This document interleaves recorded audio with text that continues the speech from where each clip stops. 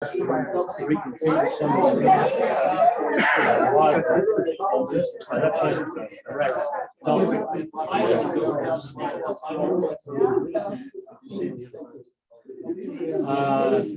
just to look into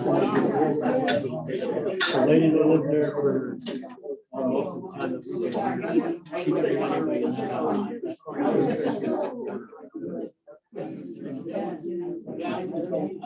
I must have called 7 or 8 pickup trucks and stopped here. Recycling newspapers and magazines, 40, 50 years old, magazines that never had the water wrappers. I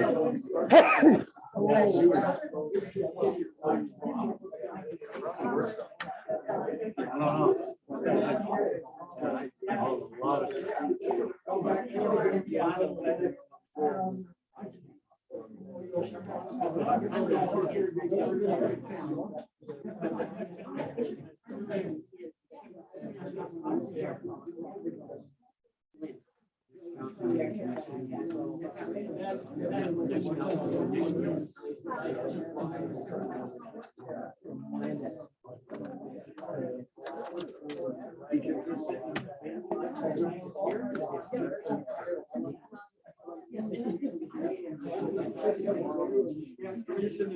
I'm okay with using it like this.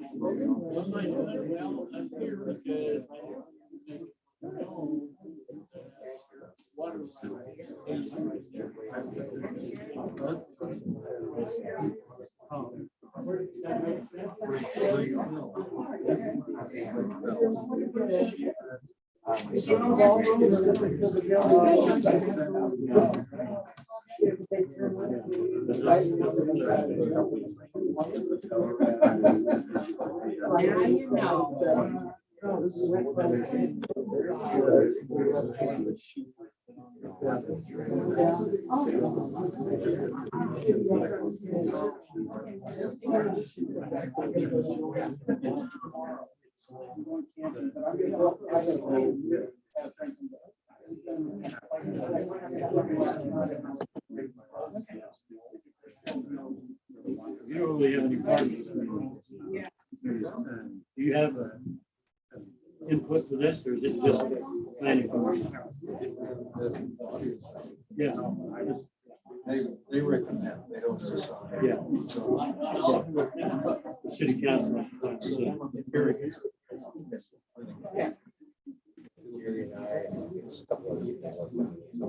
Must be on the council agenda. Probably, because what they decide. So if they decide they can't. That's one. I put you down there.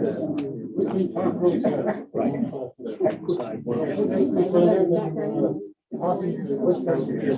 People can hear it. And I like your opinion. Let's start the meeting. Thanks, Joe. Good evening, everyone. I'm Kathleen Alder. I'm chair of the Planning Commission. It's so nice to see faces out there. So we're not here all by ourselves. So we appreciate citizen involvement, and we encourage you to come and speak to us when the subject that you've come to speak about comes up. And so, share my. Joe's got 2 of them.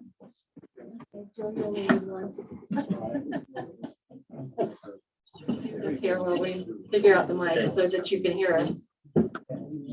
Okay, as the Planning Commission, it's June 9th. We'll call this meeting to order. Like I said, I'm Kathleen Alder, the chair. Ryan Marvel here on my right. Robert Perry, Michael Fortune, Rowan Cecil, and Joe Chambers. So thank you for coming. We will have Robert Perry lead us in the Pledge of Allegiance, if you'll all stand. I pledge allegiance to the flag of the United States of America and to the republic for which it stands, one nation, under God, indivisible, with liberty and justice for all. Thank you, Robert. We do not have any minutes to approve this meeting, but that means we'll have two sets to approve next meeting.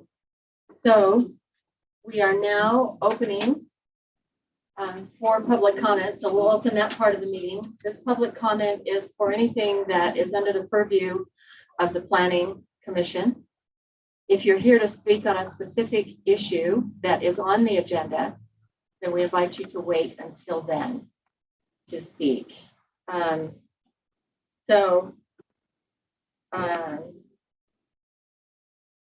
When you speak, you'll have 5 minutes, and make sure you say your piece. The last meeting, we had people getting up and down and saying more and more, and the meeting went very long. And just in order to control things, we ask you that you take about 5 minutes on your comments. So I have two lists here. I have a list that shows who's in attendance, and I have a list that shows who wants to make a public comment. So if you signed the wrong list and you want to make public comment, we will allow you to do that. So the public comment that we have open now is for anything that is within our purview, as I said before. But if you're here for a specific issue that's on the agenda, then we invite you to wait until then. So do we have anyone? Here's the list right here. We have an agenda or? The agenda is up on the screen.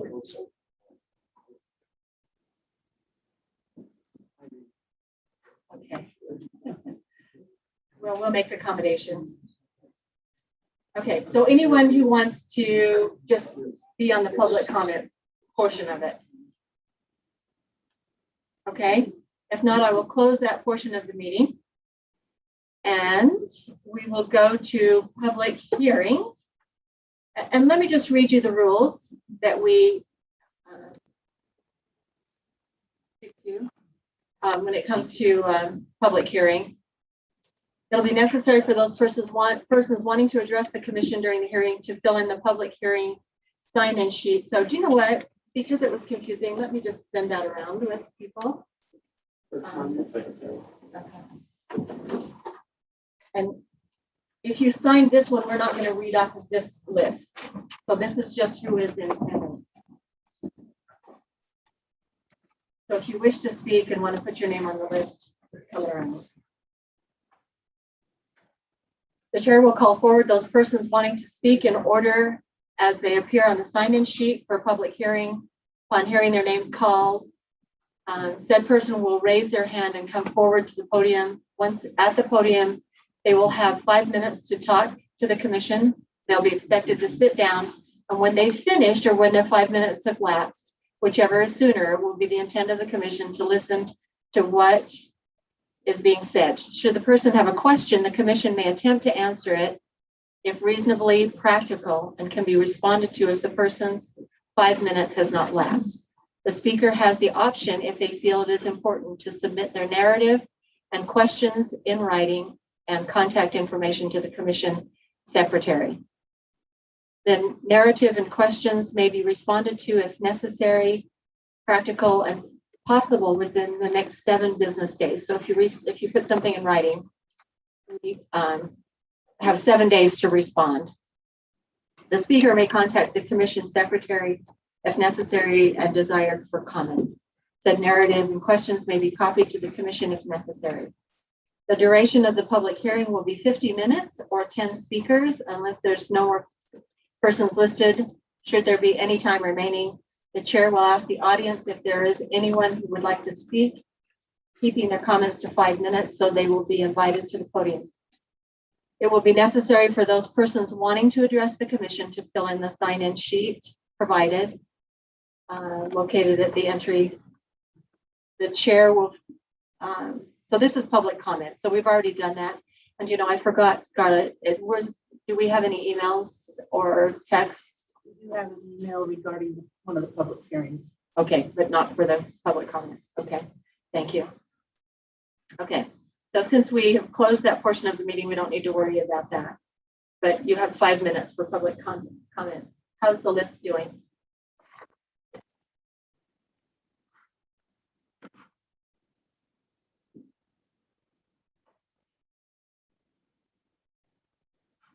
Excuse me for just a moment.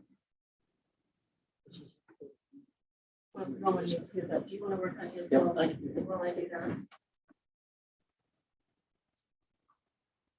Okay, item number 1, as you see up on your screen, the Planning Commission will take comments and questions regarding the application to rezone partial 02-092-0020 located in the general area of 300 North and 100 East, Providence, Utah, currently zoned as agricultural, with applications requesting it be rezoned to a single family high. And there is an exhibit.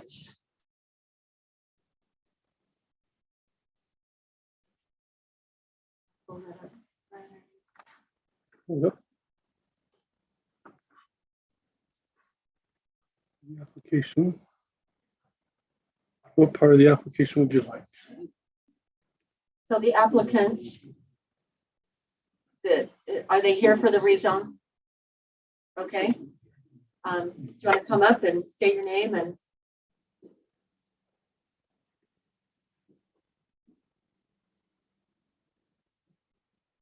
I'm Jody Robbins, and I'm here for the rezone of that area right there. Okay. What other information would you like? I put most of it in the application, but Okay. I was hoping more to just respond to people's concerns. What I'm hoping to do with that little section of land is change the zoning to match the zoning that's immediately to the east and north of it, to just kind of expand that density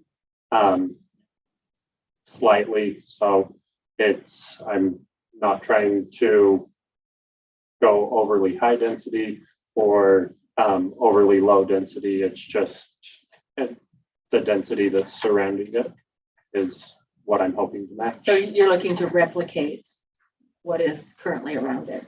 Yes, Okay. We're in debate right now whether it will be single family as it is right there, or if we'll require it to be 55 and older, but size wise, it will stay the same density.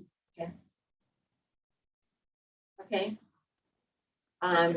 So if you want to respond to questions after people have made their comments, we can do that. That's what I prefer to Okay. do. Okay, Thank you. thank you. So I don't, on the public hearing, do we have that back? Do I have it? Yeah, this is for public comment.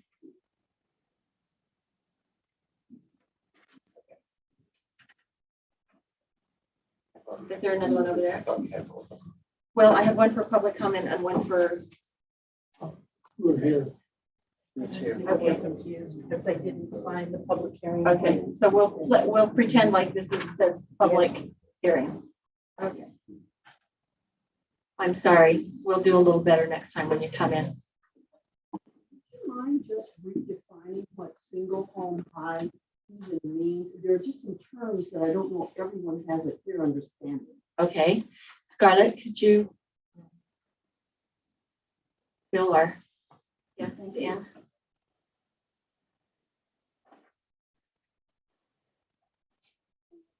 Just got it summarized.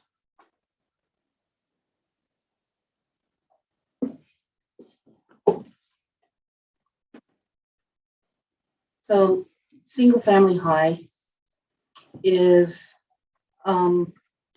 allows single-family detached and single-family attached homes with a density of 5.5 units per net acre. A net acre means that you have to subtract out any public space, right away. You subtract that out, and then what's left, they can have up to 5.5 units per net acre. It might be, if I walked over, do you mind if I walk over? Yes. This whole area I'm gonna show this. is single family high. I'm just gonna show the zoning one for you. Thanks, Ryan. This whole orange area here is single family high. This is ag, what it is right now. This is multifamily residential. So this is 7 point. Multifamily residential, so that's 7.25, that pink area. The lighter orange area or gold area, that is single family traditional. And that's what the majority of the city is zoned. The single family traditional minimum lot size is 12,000 square feet. The single family high is 6,000 square feet. And the multifamily residential doesn't have a minimum lot size like that because it's designed more for multifamily dwellings. So multiple units in one building.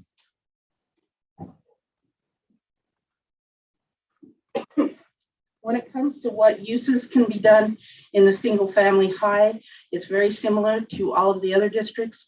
Most of our home businesses are available throughout all of our residential zones. So what people can do in this area, if they were interested in a home business, is the same thing they can do in any other areas of the city. There's not anything unique that way.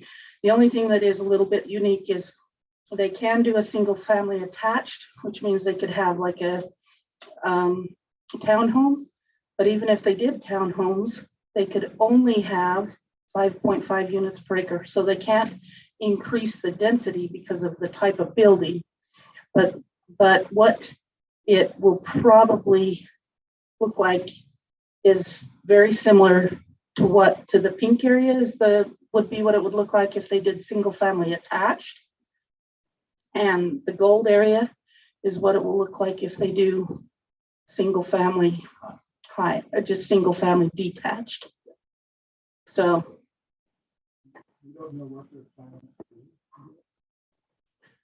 their plan is to do something with single family high, or excuse me, yes, single family high.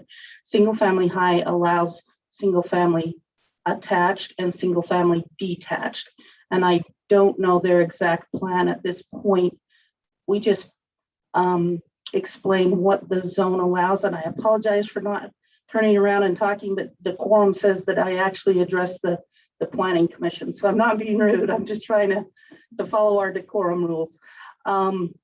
So the developer can go into what plans he may or may have.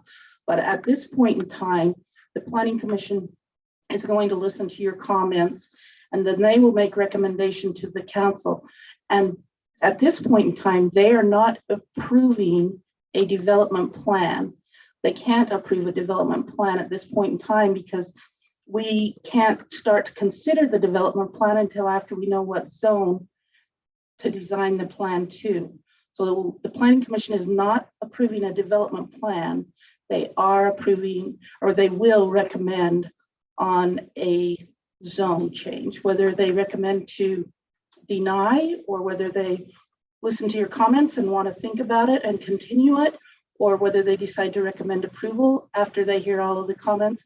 That will be at the choice of the members of the planning commission. Do you have anything else? I don't think so. Okay. Thank you, Pat, and thank you for the extra clarification. I think that was very helpful. Thank you. There's a lot to know about what's going on with land, and we appreciate your question of clarification. Thank you, Scarlett.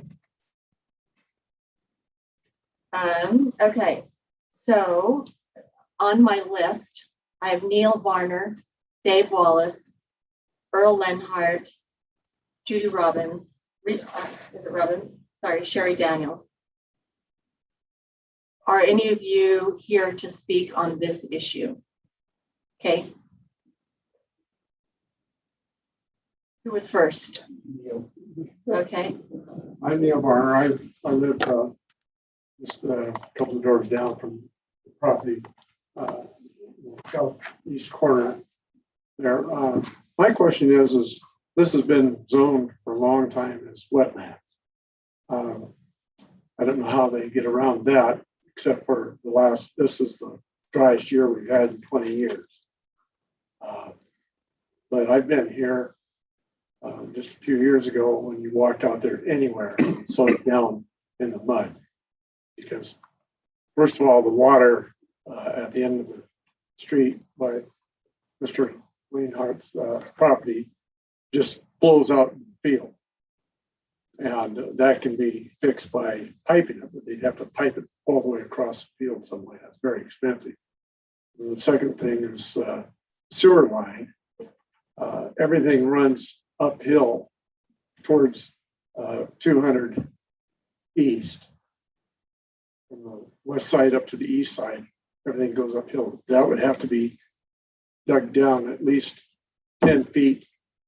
Well, because there's only about 3 foot at the road. It's way above what the property is. So it slopes up.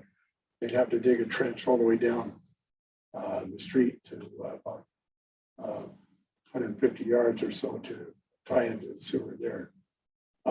How is this going to affect our schools, people that might live there? Maybe plans for that, or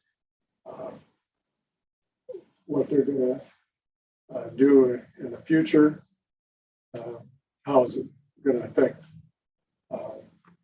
things like church property, expanding churches and stuff that people might live in, which is a good deal. That's basically a start.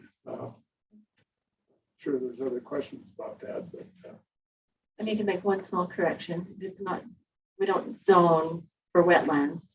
We zone farm, or we zone, you know, other things that it could be designated as wetlands by the Army Corps of Engineers. but can you build on wetlands? That's what my concern is. Yeah, that's for our builder to decide. But we're gonna look at everything. We're gonna listen to I mean, everybody. that was designated that by the Army Corps of Engineers, so I'm sure they'd have to have some kind of Yeah, test done on that. Maybe that's already been done. wetlands or floodplain. Thank you. Okay, thank you. Okay. Earl or Dave? My name is Dave Wallace. I live on 50 Andrews Lane, so I'm just north of the property. And my question is, I know that it's zoned agricultural. I also know that the wetland that Neil is talking about is what the Army Corps has also designated that is between that parcel and my house. Now, my main concern is groundwater. We know that groundwater is really unpredictable. We know that when you go down and you start putting in sewer, or when you start piping things, anytime you dig down, you disrupt that groundwater and the flow thereof. My question is, for those of us that may live on Andrews Lane or anywhere else, is there some type of a protection for us in case a builder comes in and starts to excavate, starts to put in sewer, and now all of a sudden in a home that has never had any water in the basement, all of a sudden we have a groundwater problem? That's my concern, just because I've seen how wet the wetland is. And I know that the groundwater is going to go somewhere. You know, it just doesn't magically disappear because we have a new subdivision going in. Granted, it's a dry year, but I also know I've dealt with the Army Corps before, and I know they can dig down and tell with the alkaline in the soil where the typical groundwater is. So I know that those tests exist.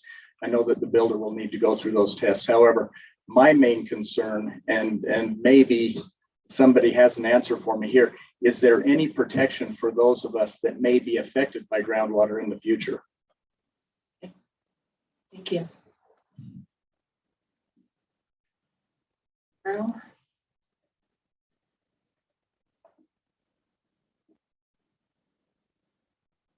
Hi, I'm Earl Lenhart.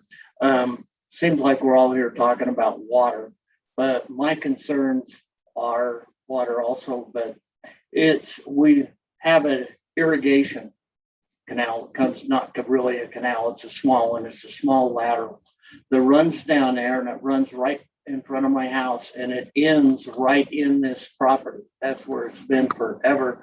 And that's, or not forever, last 40 years, because it used to go all the way down, clear down into where they built the subdivision he's talking about, Andrews Lane. But then when they built that, they ended it up there and it runs down there. And whenever you have a lateral, there's tailwater, and that tailwater has to be dealt with for the people that are in line farther up that irrigate. They will be affected because there's no way to stop water when it comes down, because that tailwater has to go somewhere. And the way that is level down there, it all runs towards the corner, down towards Hoff's property, which is down on the northwest corner. Everything in that property runs that direction. Now, also in that, So is that the northwest corner? the northwest corner is where everything drains to. Okay. But up there where they are, there is a lot of, when they were talking about how wet it is really wet. And I know it is 20 years, but I'm not here to talk about that. I just want to let everybody know where the water's got to go somewhere. Once again, where the tailwaters are going now. Right now, all of the tailwaters go into that property. Southeast corner of the property? No, they go in on the southeast corner, correct, right there. I own the piece that is right up next to that, the 1 acre that is just south of this property. And all of the water that comes down through there runs into there, and it has for years. And I'm not saying that they can't handle it, but it needs to be addressed because it's got to go somewhere. Because if they don't, everybody that gets their water down through that lateral would have to be shut off because there's no way for that to go. And I also know, living there, that the stormwater, I do not know what Providence City's looks like, but I know whenever it rains, everything flows downhill and that lateral fills up and that lateral runs into there. So all of that stormwater runs in there. And then I would also like to know whether there's been a hydrology study done. Living there, I noticed that they had 2 guys out there last week or the week before, I don't know which, and they were out and they would go through there and they would dig down, but they're only going down 14 inches. And then they'd move to another place and go down 14 inches and go to another place. So I'd like to know what kind of a study they really did, because I know that ground level in water in that property there is really, it's been there for hundreds of years and it just don't. And just like he said down there, when you start digging, you don't know what's going to happen. And I don't know what kind of problems are going to be down below there. But my main concern is just whether there's been a study and whether they really looked at it or just went in there and dug and said it's good. So Earl, does it slope from east to west, or does it it slopes west to from east? southeast to northwest. And every bit of it slopes that way. And it's been that way forever. I can tell you, even the retirement area, they only water that's just south of there, that's up there. They water with sprinklers only. And when they run their sprinklers, it goes down onto my property because it comes downhill, but I don't say anything because I really don't care because it's just on the west end of my garden. And then if they get too much that comes down through there, it goes right down through the northwest corner of my property and runs into this. So I would say that if they're going to do this, they really need to put drains more than just one drain. It needs to have a drain system installed, or there's going to be problems down the road. And I don't want to see them come back and said, well, look, we got it approved, but nobody brought this up. And then I don't want to come back and sue Providence City because I live here and I just don't want to see it happen. So that's it. Earl, do you have any wetlands on your property? No, I do not. The wetlands are probably, I know where they all are and they've been there forever, you know, down there, but they're not on my property. But when you get down to where the old poplar trees used to be, just probably 10, 15 yards past them, they used to start there. Now it's 20 years ago. Now it goes probably go another 15 or 20 yards farther than that, but it's definitely the whole bottom section. So Thank you. any other? Okay, thank you. For now, that's good. Okay, if anybody needs anything, I'm here. Okay. Thank you. Okay, Jody Rivas. It's Jody Robbins, and I'm happy to wait for the other Okay, person that they want to comment on this first. okay. Sherry Daniels. Well, I don't know if what I was gonna say. Okay. State your name. Well, I'm Sherry Daniels, but what my concern was not so much the low density housing areas. It was, well, some of the areas where 3 family connected units and they're kind of higher density where they're put in. They're taking away green spot, but they're not planting any trees around any of the up there on Spring Creek where they broke through on the creek and put the bridge through. The sidewalks, after they're built, there's dirt spots next to them all the way up and they just grow in with weeds. I don't understand why zoning doesn't require some trees being put in before building starts. I know my contractor brother-in-law, before he digs dirt, and they always plant the trees first, but that was my concern, but I'm not sure how that is. When I'm trying to picture 5.5 houses in an acre, I can't figure out how dense that is in my own brain. But I just know that when I see up there behind Spring Creek and down behind Macy's and all these places going in, I've noticed development farther north. All the trees down the streets are planted before they even start. And then after the buildings are done, they're filled in with some beautification.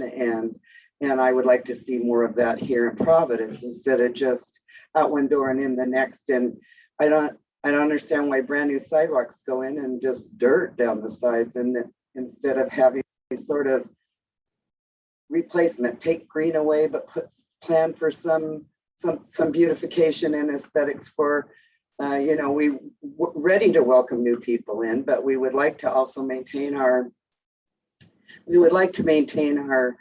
own aesthetics and beauty and community. And so that's just something I've been concerned about with the growth that's going on, and I've seen it done differently. And I'd like to see that put as more of a priority here too. Thank you. Thank you.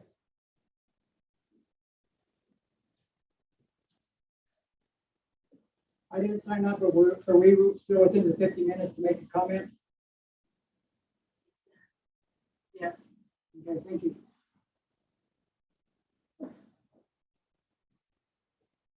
My name is Todd Hammond. I'd just like to address the board and people here in attendance. Our property is east and back into that subdivision. Used to be our farm ground years ago. I still do flood irrigation. I know that, so I would be on the east side of First East. It goes down to there. I know along 340 North, multiple houses along there have pumps in their basement because, and I don't think they're running this year, but I know 2 years ago I flooded out a basement when I was doing some irrigation.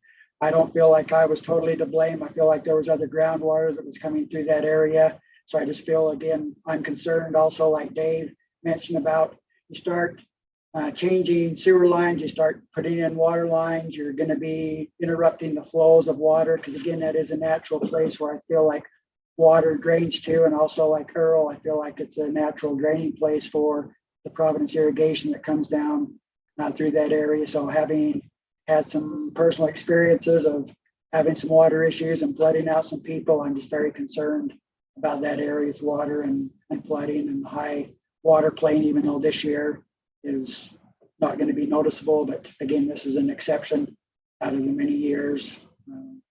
When we farmed, there were a few times that the creek could come down through there and it washed right out through our property, changing 2 or 3 block spacing with the ditches and things coming through there. And so I know it can easily happen. So Are you the big lot between 300 North and 340 North?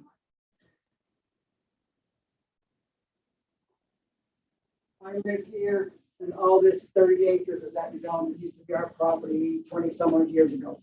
Okay. So right now we have about 3 acres in there. Okay, great. Thank you. Are you Tony Hanneman's son? I sure am, yes. Thank you. I'm Pat Ross. Ross, Afton Ross, yes. Thank you. Thank you. Any more comments before we let the developer come up and respond?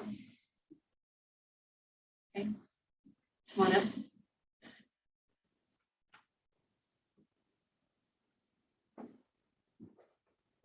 I'm also going to face this way, even though I'm answering their questions. That's how you Sorry should. about that. So I really appreciate all the concerns that they brought up. One of the questions was just about the plan for the area. We have a few plans right now where we're working with the HOA to the west of it to potentially work with them a little bit. But what we are planning on doing is at this point detached single family houses. So it will look shockingly similar to the area around Andrews Lane. With regard to the wetlands, there are wetlands called out on that area. We're fully aware of them. We've actually had a wetlands delineation study done. That was the people that were out digging holes. We're determining where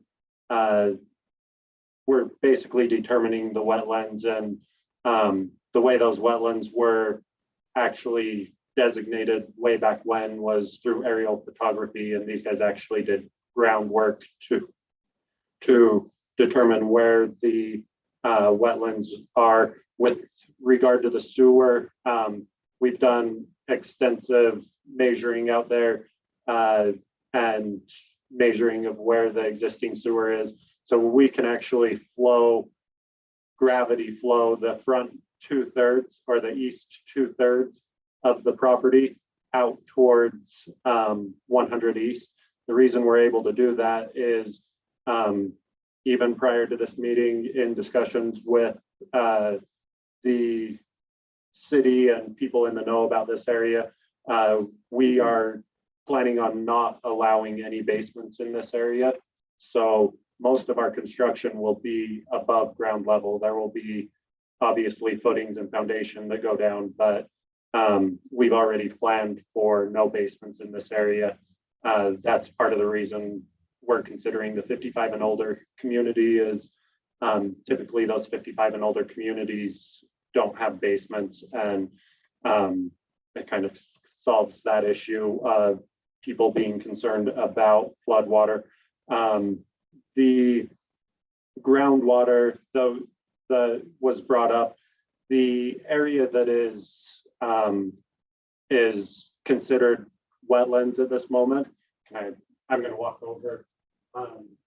Mostly this area right here that's considered wetlands. We're not planning on building in that area. We're not planning on disturbing the wetlands. The gentleman, I think it was Earl, that brought up the stormwater. The current owner of the property, the person who has been irrigating that property, mentioned to me that yes, the water does flow in there when he has his gate open. There's actually a pipe that runs along 100 East towards the north, that when he shuts his gate, it flows into that. I would imagine that's probably storm drain system. we obviously don't want water issues more than anybody else, even anybody around us. It's actually Blacksmith Fork irrigation water that Earl was talking about And that goes in there in the summertime. yeah, and when the farmer that owns that closes the gate, it flows into a pipe that heads north. That's the only thing that I know. The pipe's only about 20 feet long, because that used to be ours. Okay. And it's only about 20 feet long, and then it opens up into a natural ditch. So That's not all the way piped, no. So we'll plan on continuing that stormwater and that runoff. We'll make sure that we manage all of the stormwater and have the proper detention or retention areas, whichever one the city requires us to have. And then most of that water flows into that wetlands area that I pointed out, which we don't plan on disturbing that area. So the wetlands delineation that we had done kind of hones in that area, so we know exactly where that is, and that is presented to the Army Corps of Engineers. So we're very much so working on that and wanting to ensure that there's no stormwater or irrigation issues. Another person brought up the green space. In other developments that I've done, I take a lot of pride in having open space, green space, good CCNRs that require a certain thing in the park strip area so that you get a nice uniform neighborhood. We plan on doing the exact same thing here. Once again, we're also going to have the open space where the wetlands are, and the flood irrigation. Once again, where most everything we plan on putting in there is going to be above current grade, and we'll have the proper engineering for water maintenance and in the entire area. And like I said, we're planning on leaving the areas that are designated wetlands as wetlands. So yeah, hopefully that answers a lot of your guys' questions. We're trying to keep the delicate areas of the property untouched, and that's our plan, is to keep those wetlands untouched. And yeah, so if there's no other questions, I'll sit down. Up to the mic. We gotta have If them up you're to the gonna mic. speak, you need to be at a mic, and we need to know your name. I'm Thomas Daniels. And I want to know is when you build homes, when you get like this area here, that does a Army Corps come in and go down and drill down the ground, test the soil, make sure it's to build on it? I know a lot of places, they require their Army Corps to come in, go down and drill 10, 20 feet, make sure there's no spring down there, make sure the ground is solid. Does this company do that? Army Corps of Engineers, they test, but it's the geotechnical firms that come in and dig the holes and tell you if you can build on it. Okay. Wallace. Again, I'm Dave Wallace. It sounds like to me that the concern here, you know, if we're going slab on grade is what these dwellings will be, still doesn't answer the question about going down for the footings, foundations, the sewer, all that stuff is going to interrupt the groundwater. What it sounds like to me is the answer to this is to divert the groundwater, which is what we know is going to happen. Problem is, if we divert all that groundwater into that one ditch that Hammond used to own, then that's the one that goes, permit me to go over here. If I'm right, this is the ditch that follows right along here through my backyard.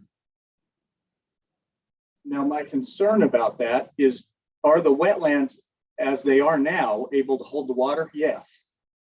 But if we're diverting more groundwater to those wetlands, now can those wetlands accommodate all that water? Can the ditches accommodate the water? Or is this going to end up with Marlin's property, which is just bordering mine? Is that going to turn into a big swamp right there? These are my concerns with just having the answer of, well, we'll go slab on grade and we'll make sure we're built up above the water. Then if there's any more stormwater or anything else, we'll just divert that down somewhere else. That's my concern. Thank you.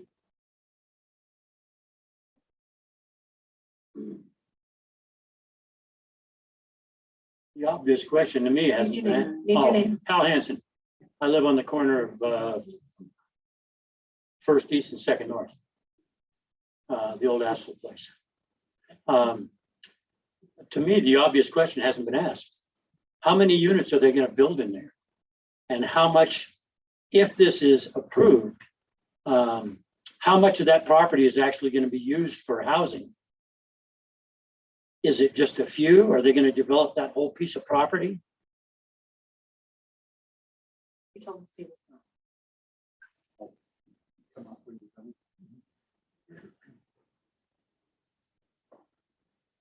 Jody Robbins, the developer.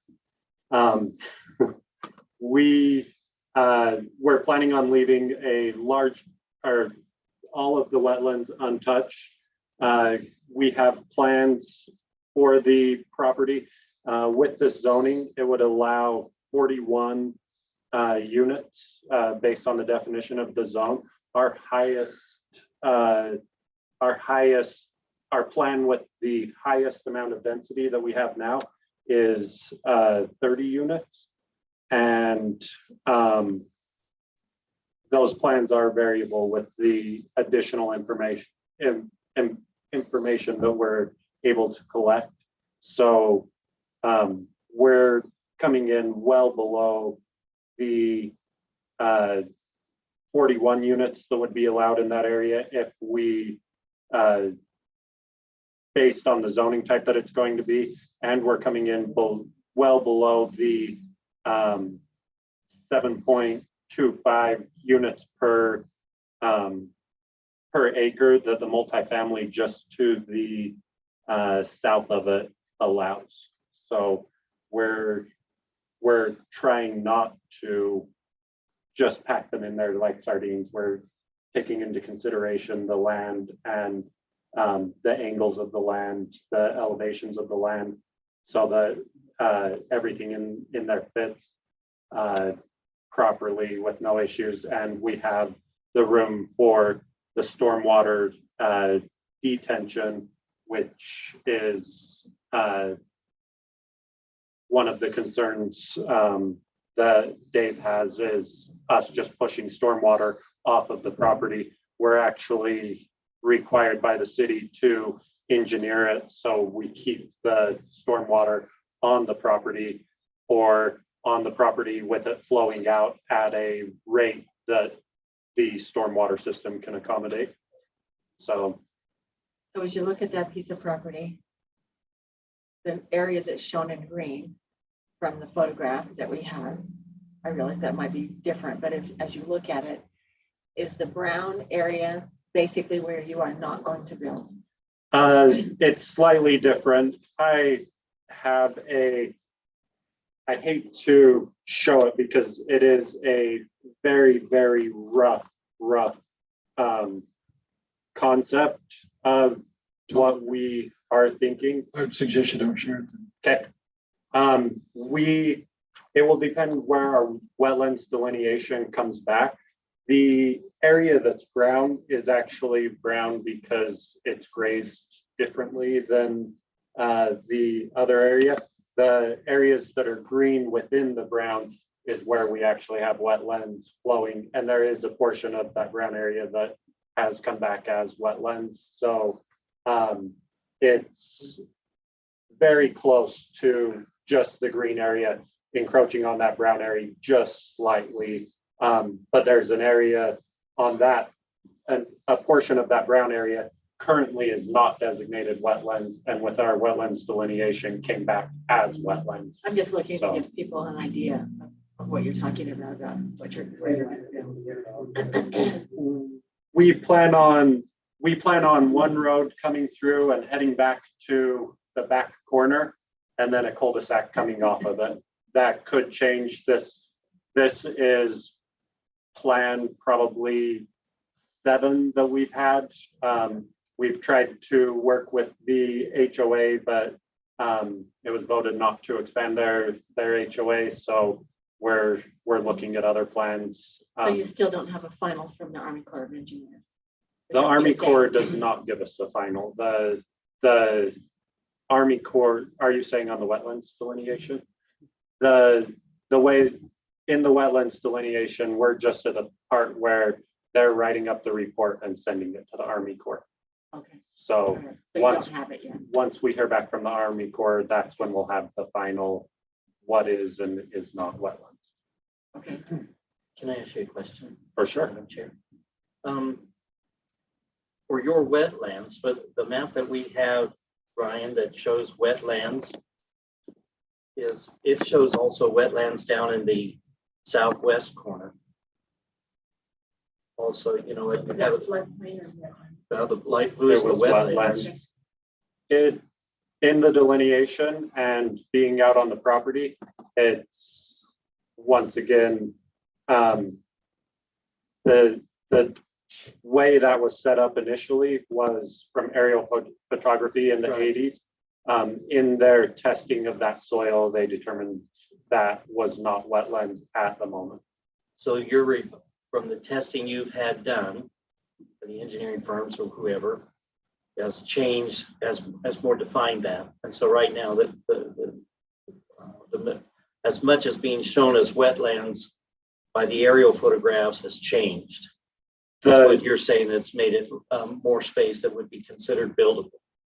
Slightly more space. We've added some wetlands that were not originally designated wetlands.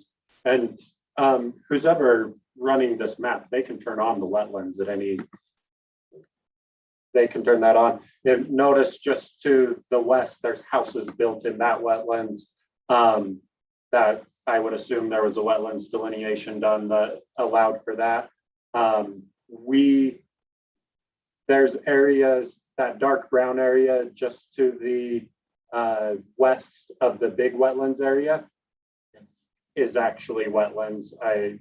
They determined it to be wetlands. So we added area to the west of the blue area, but there's a kind of the thumb of that little mitten.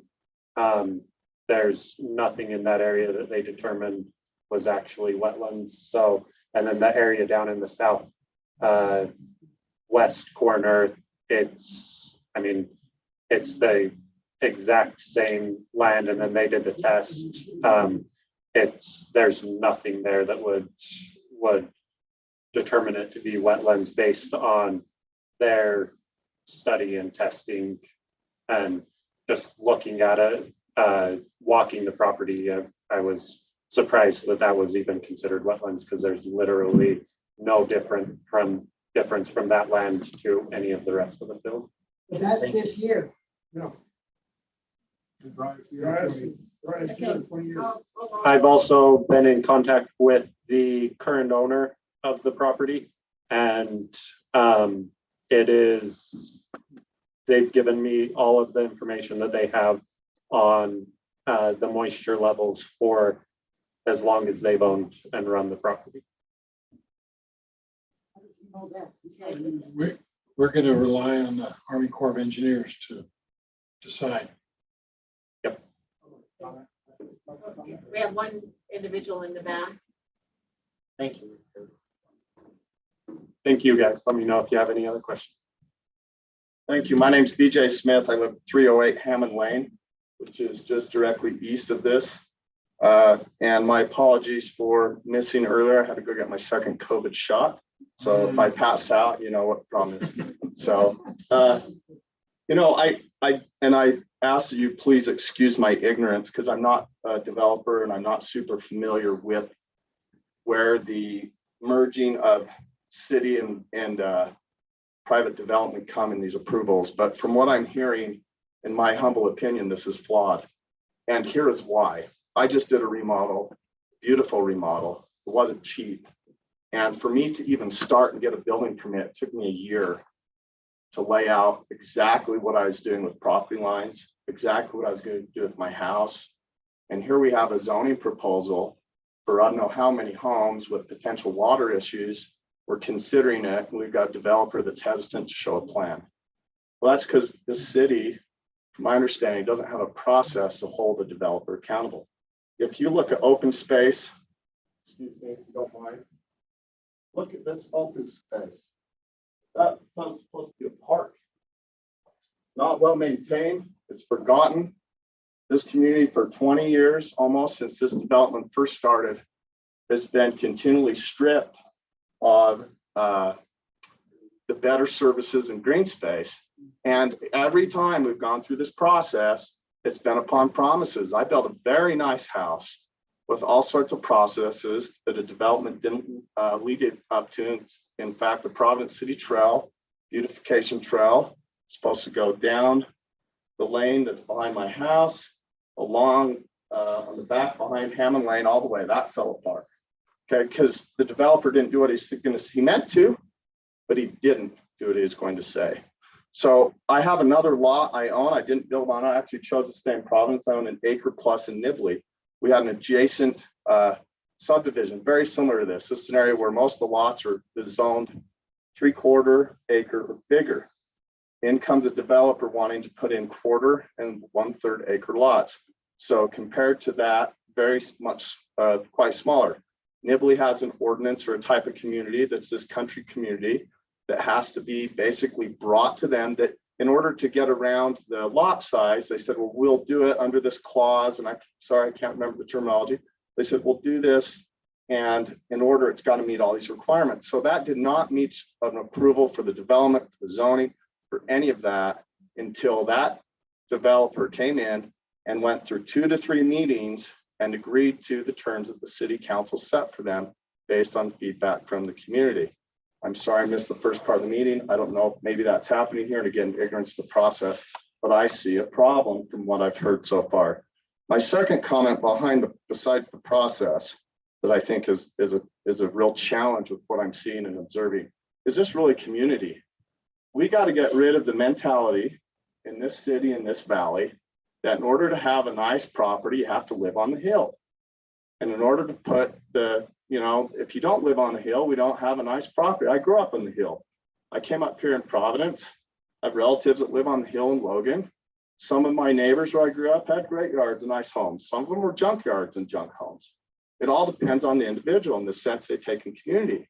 But if you look around and if you're to gather the addresses of all these individuals here, you've got a select few that are committed, or excuse me, a select few that are here that are short timers. Everyone here are committed members of the community that are long timers. Most of these homes in Hammond Lane, on Andrews Lane, on 450 North, on 360 North that meet this zoning, it's great. It's been wonderful, but that doesn't mean we need more. We need diversity because the turnover in this neighborhood is high. Rarely are any of those people here because they don't care. They're leaving in a few years. It's a step-up home. So for those of the people in the community that have invested, I just did a remodel stay. I love it. I think it's great access, great location of Providence.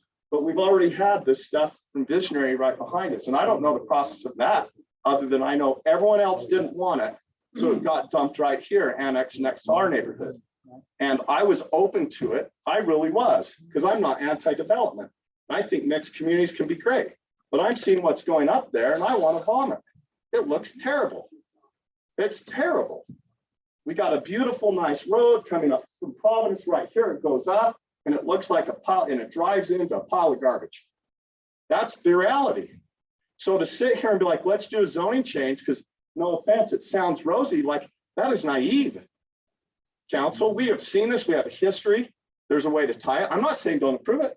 I personally don't feel this zoning is good for this community. We have it. It's been wonderful. I'm in it. Doesn't mean we need more of it. That would be my response. If we're all about heaven's sakes in America, diversity, inclusion, and whatever, maybe it should make its way into development too. But I can tell you that I just don't see what value Providence City is gaining by putting another one of the identical things next to it with the history of not providing parks and open space, already established water problems, and a high turnover in the community for residents that want to stay. If you want a strong, vibrant community for more than just on the hill, we need to create areas that people will then come and reinvest in that same community. And one of the reasons people don't is the yards are too small. We have countless neighbors that have moved because the yards are small. That's it. They come, they have kids. There's not enough room for the kids to grow because these aren't quarter acre lots. They're 0.14 6,000 square foot lots. So anyways, I hope I have compelled you to take these considerations seriously, and I appreciate the position you're in, but I would highly encourage you to not move forward at this time and to require the developer, if there is not a way to block the zoning, but to require them to step up and say what they're going to do and sign their name to it and lock it in. And I appreciate your time. Thank you. Thank you.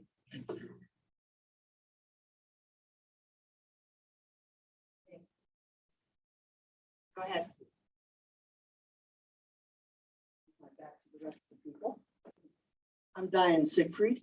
I live on Second North. I've been here for 40 years. I'm one of those with, I remember what you said, traditional. I have a half acre. You can see where my bias might be as far as what my concept of for community. I'm a little concerned as I listen to this, and I again appreciate your help in clarifying what you have. I, like the gentleman before me, have seen what was developed, the vineyards, I believe is its name, not quite what I thought we all thought was going in there. I'm a little concerned when I think about infrastructure in terms of our roads. We've just gotten and I can't ever remember all the names, finally the connection through, what is that? Yeah, Spring Creek Parkway, finally have that open. But I have friends who live in the neighborhoods that several of these representatives have mentioned who are complaining about the amount of cars that are zipping past at 55 miles. Now the police are coming in to try and do it. But the point is, if we involve and ask for even more growth in some of these areas, what kind of infrastructure are we providing to account for that, so that those of us who have invested, have lived here for 40 plus years, don't find what we thought was our neighborhood completely altered, so that we're no longer comfortable. And as they're commenting, many people are doing a rapid turnover because it's not exactly what they thought their community would be. So as we explore pulling out ag land from our community and going in for more high density levels, I too would raise the concern, let's rethink this, because once that land is gone, it's gone.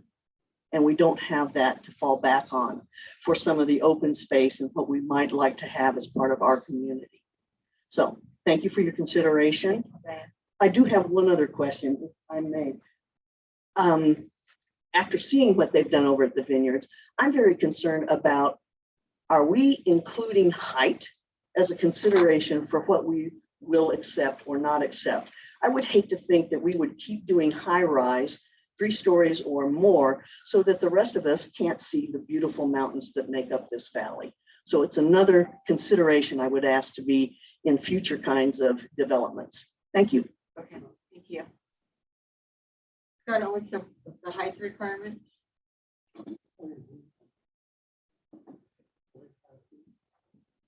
35 feet for single family homes is the maximum height. There are some, and that's measured at the average ground level. So you'll see some on the hill that appear to be higher than that because of the way they've done their basements and things like that. So from their lowest ground level to their roof is probably higher than 35 feet. But from the average ground level around the home, that's where we measure That's the from. requirement. Thank you.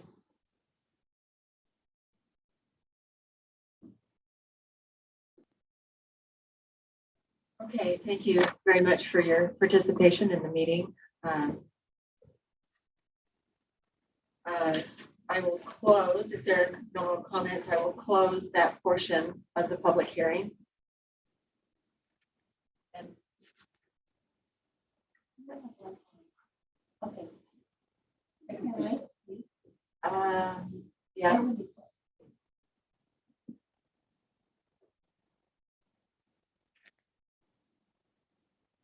Okay, I'm Kathy Parker. That section, my dad grew up playing. Are you saying I'm here? My dad grew up playing there in the 40s and 50s. It was always wet. So FYI, it does have wetland. And I live on Andrews Lane. And as BJ was saying, I am in the last 16 years, I'm the only person who has not sold my residence. I am still there because it works for me and because what I want doesn't exist right now. So I'm still there. It works for me. I don't have kids that are playing. I do have the park area behind me, which is technically a retention pond. And if you're not aware, on the south side of that retention pond, underneath that paved path, there is a 6-foot drainage pipe that runs the whole length of that retention pond, runs up Spring Creek and dumps the water out. I have seen that pond fill up more than once over the last 16 years. So there is a water, and that is how it has been compensated and taken care of. And if you're doing senior homes, so help me, please do not make them 2-story, because I apologize to those of you that are older. I am currently a full-time caregiver as well as a full-time employee for a senior.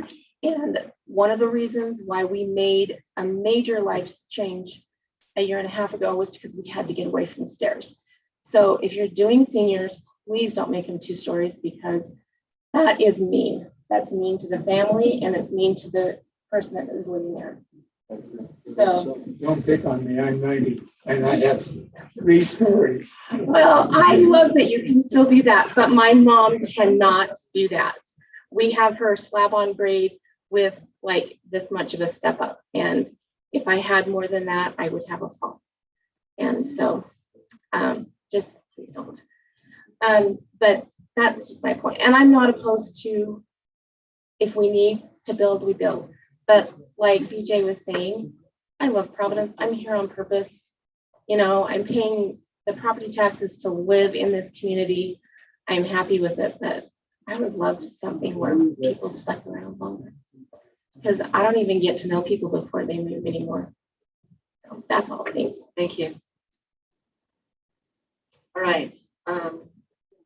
Now we will close the public comment, public hearing part of this. Item number 1, and we'll move to item number 2. This is a mixed use district. This is the Planning Commission. Like is it Jody? Jody. Something that's I'm the oldest one here probably. And people who were here before I told me that the part of cobblestone was built over a spring. Did you know that there is a spring in the area? The portion of that wetlands, it seems that a portion of it is a spring.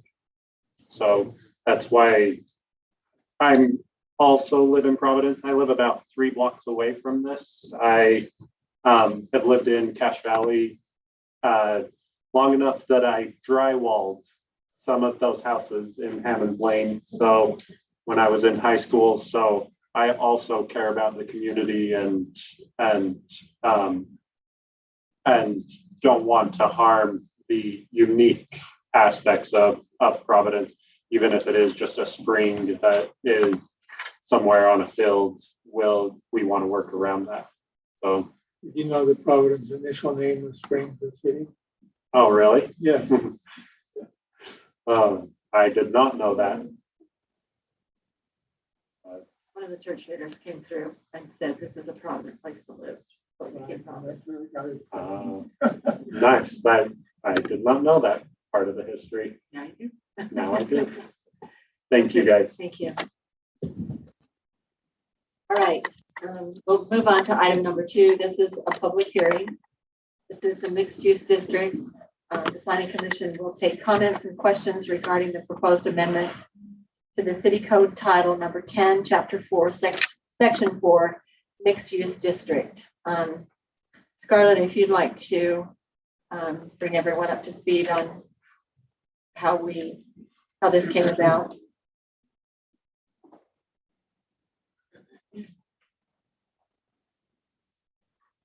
We have had several developers talk to us about using the mixed use district.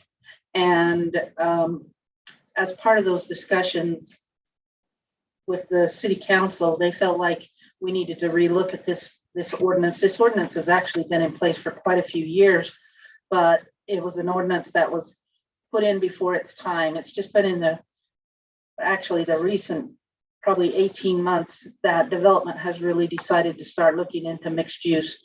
And so we have looked into making some amendments that would be more in line probably with what works for our city now, is what we're hoping for. Scarlett, can you briefly tell mixed use? There are 3 areas that developers can use. In mixed use, of the uses, retail, commercial, office, and residential, no one use could be more than 50% of the entire development. That's what the recommended change is. The purpose of the mixed use is to create walkable community within an area, also to create a transition between high commercial area and more lower residential housing. And so that was kind of the thought process. One of the things Providence City recognized early on, well, I won't say early on for my time, but was that developers, we wanted to get sales tax. And in order to get businesses that generate sales tax, we also need rooftops. And so that's really part of the reason why this ordinance was put in back in 2009, was because the goal was to be able to generate a place for businesses that would come, that would bring sales tax, and also rooftops to help support those businesses. That's the reason why we ask for a retail and a residential component into this type of development. I would love to be able to tell you show you an example, but we have not had an example that has been built out that you can look at. However, there is one in the works. Developer will tell you it took them quite some time to be able to get their development through the process, and their property was already zoned as mixed use. But there will be a mixed use development going in adjacent to Macy's, on the east side of Macy's. They're working on getting their final plat taken care of right now. And so we shall see that in the next 60 days. I would think you'd see work starting there. So in a mixed use community, a couple of the things that I don't know if they will interest the audience or not, that we're talking about, that we're encouraging in here. Permitted uses include, but are not limited to, single family and multifamily residential uses, entertainment, office, personal services such as business office, dental clinic, medical clinic, licensed professional offices, optical shop, pharmacy, studios for art, dance, drama, photography, etc., bakery, confectionery, sales, barber, beauty shops, pet grooming, bank, financial, fitness center, and theater. Those are some of the uses that can go into a mixed use area. We are encouraging. Scarlett, can I just tell them that if you can go to the Providence City site, go to councils and commissions, drop that box down if you want to look at what she's referring to.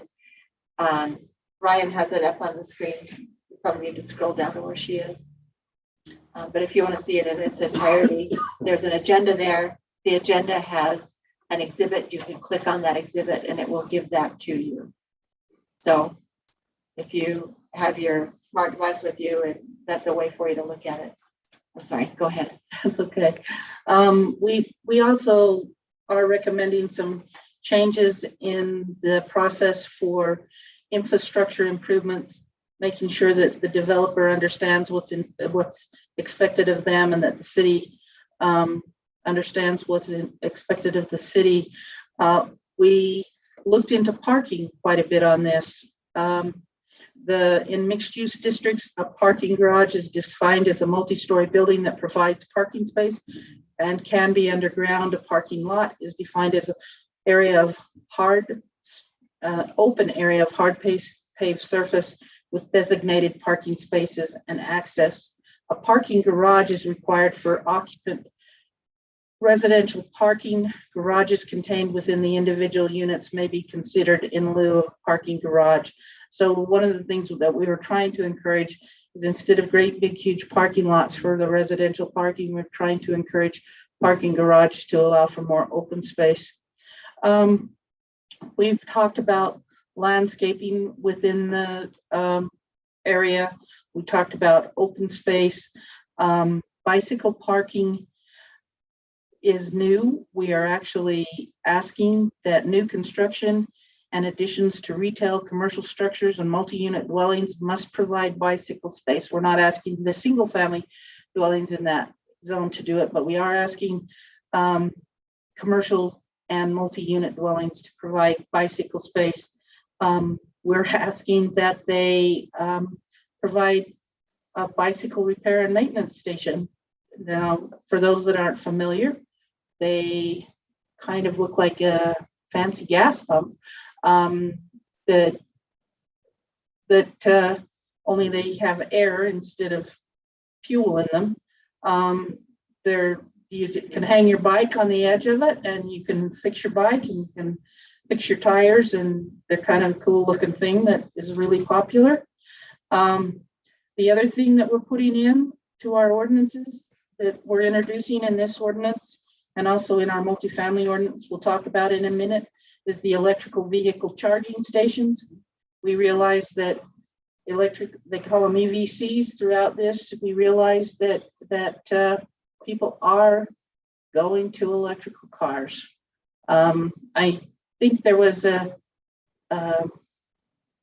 statement that they're 12%, was it 12% of the cars on the road are electrical? However, I think there's 20%. I think it's 2% now, but it's 12% of build and then 20% of future. There's something that phases in at that point, but I know that it's currently low, but current production is gaining, and if we're looking out, this should be there for the long term. We're not looking for what's necessarily there today, but what will be there ultimately long term, and hopefully keep more people. So just so everybody heard, I misspoke. It's not 12%, it's 2% is what's right now. But as Ryan said, it's a graduated type thing. So the mixed use, we do have one other area that is zoned mixed use, and they are working on development plans. And the area that is zoned mixed use is this area over here between the veterinary, the big open field. The veterinary is right on the corner, and then that big open field just this side of the veterinary. That's To the north of the theaters. yes, and to the north of the theaters. That's a mixed use complex there. So anyway, the Planning Commission has been working on this. One other thing. We did the mixed use. The plan was to, as I said, it was to get housetops. However, in looking at it, we felt like our current ordinance was a little bit higher than maybe is prudent for us right now. The current ordinance, there's two types of mixed use. Vertical mixed use would be businesses on the bottom and living spaces on the top, and multiple stories on the top, or multiple stories of business and then living spaces combined within the same building. The horizontal would be that you would have residential buildings in an area, you'd have commercial buildings in an area, but you wouldn't have them on top of each other. They'd be in kind of separate areas. If they do residential, our previous ordinance said that there were 39 units per acre. If they did a vertical building, we've actually decreased that. The maximum density for horizontal units would be 25 units per acre. If they do a mixed use project, it would be 33 units per acre. And I know that doesn't sound like much of a change, but when you think about 5 or 6 units per acre, it doesn't take very long to have it be 30 or 40 units on a 10-acre piece. So that's something that we did. Now in the mixed use district, the maximum building height within the mixed use district can be 45 feet high. So those are just some differences between our common residential properties and the mixed use. Thank you, Scarlett. Yep. I don't see anyone left on the list to comment. Is there anyone who did not sign the list who wants to comment?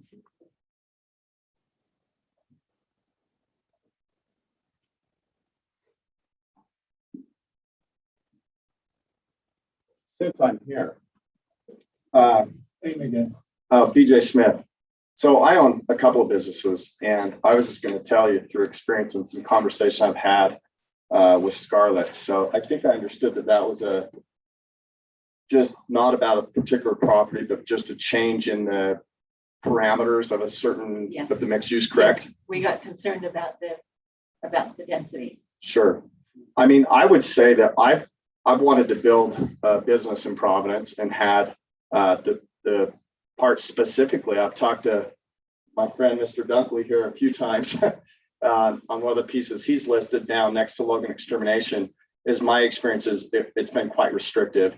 And Scarlett's tried to work with me, even I'd hopefully don't get in trouble for this, calling a loophole. I don't know, some ways to help accomplish what she's been charged to do with like sales tax. So we had discussions on, well, I do my landscaping business. I'm paying sales tax all the time on the materials. The core of my business is installation, say in that business. So, and I'm paying sales tax at the store, yet I could tax exempt myself, do all those reportings, bring it in as a business out of Providence within a location, and then go ahead and pay that as sales tax that would then stay here rather than at my vendors. And I don't know how those breakdowns work, but you know, there were just definitely restrictions with how some of the current commercial zoning is that I've come up with. Another business I own is we're an online e-commerce business. And I mean, obviously the world's changed with COVID and it's accelerated. We picked up, you know, the industry picked up something like 10 years of traction in about 6 months. And a lot of that's not going back. So I think some of the zoning in this mixed use does need to be considered, these changes of rooftops. And I didn't follow, I'm sorry, Scarlett, a lot of that because exactly, I'm not super familiar with it, but I guess the comment as a business owner and a community member is I would encourage anything. I would love to get a hamburger on this side of town, you know, in commercial, but I'd also like to be able to feel as a business owner, I can come in and invest and put my business in Providence without having such strict parameters. I get you don't want a landscaping nursery maybe or a service operation that might have an industrial fill on a prime corner of the light on what south is that down by, now it's Palmer's, whatever. Some of it is 300 south and some of it is 17. Okay, And that's 17, right. So I get that might not be it, but I was having a challenge even figuring out how to, basically my business wouldn't qualify if I would have put a landscape center in the back and also a warehouse that filled my other product as several commercial units. And then in front had like, whether it's a place for a service walk-in, like it was mentioned, or a walk-in food joint, because now everything's walk-in, order off a board, to a table. I couldn't get that work because of all the technicalities, what wouldn't apply with my other businesses. So I think loosening those and bring that development is a good thing would be my comment, to allow that better and more flexibility with the types of developments that we want to get here in Providence. So thank you. So are you saying you're pro what we're talking about? I'm pro allowing responsible businesses to come in and operate rather than being so restrictive. So I'm also pro for like I said, balance. I agree that like in this sense, so I think you said 2009, it was deemed in this particular property, the one I'll reference is Logan Extermination. I think it's currently commercial. Commercial highway. So if that were to change to mixed use, and then through this process I was talking about earlier, it ends up that you guys approve a development that has like something that's really nice. It's more on the outside, but it's got some commercial, maybe if that works behind. And I don't know what your status on this is anymore, Craig, but because I know he's had several times too, where we've talked, well, I got an offer, I don't have an offer, I got this, got people that want to do stuff here in Providence. We think this development would add to the community, but it just won't work. So I guess in moving a property from commercial to mixed use, I think it could be beneficial. And I also think, not to reinvent the wheel, I know this is, over, but the complaints on that visionary thing, that would be great to go in some of these districts. A lot of the concern of the city has been traffic flow and these types of things. So if this is what needs to happen to quit having the confrontation of high traffic flow and infrastructure further up in the community that we just don't have it to support it, then yeah, I'd be all for moving that to where it's a little bit more logical. If it's just a matter of voting like here, let's make it a technicality, so now we can have these things come in where they make sense, I'd be all for it. So thank you. You had like 2 seconds left. Did good. Okay, so we're talking about changing the wording of the zone. We don't have anything in mind that we're going to change a zone to this at this point in time. But we just want to make sure that the designation that's within a zone is correct for the city of Providence. So thank you for your comments. Okay. Do we have any comments online, texts or emails that we need to read in?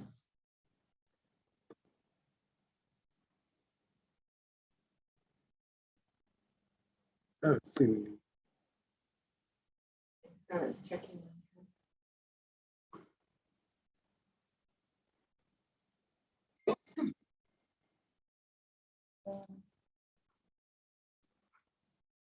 I have, the only comment I have Gotta pertained. be to a mic. You've been waiting all night to say this. Oh, shoot. Trying to do the right thing, and I do. I don't have a comment on this one, but, and I know we closed that public hearing, but I do think that I will paraphrase.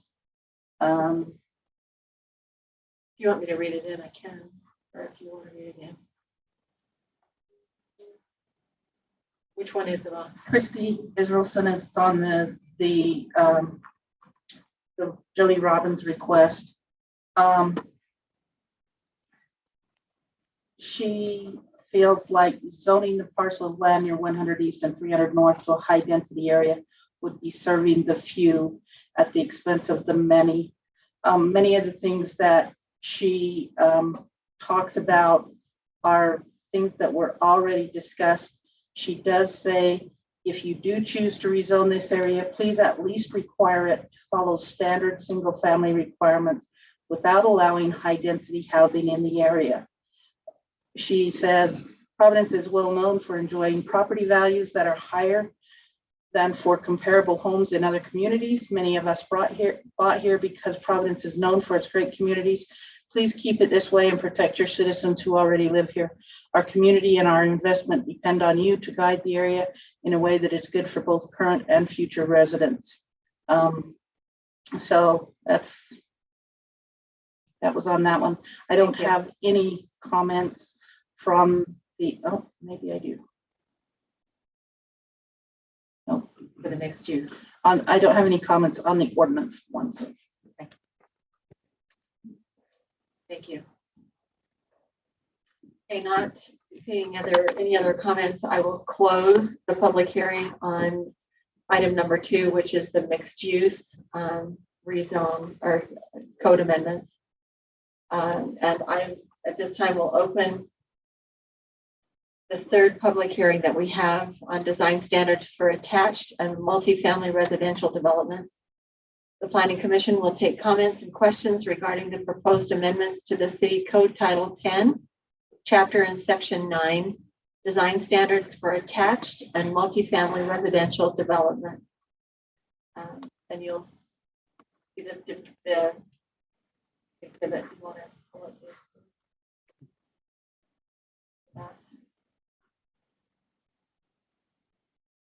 Okay, Scarlett, she has a lot on tonight.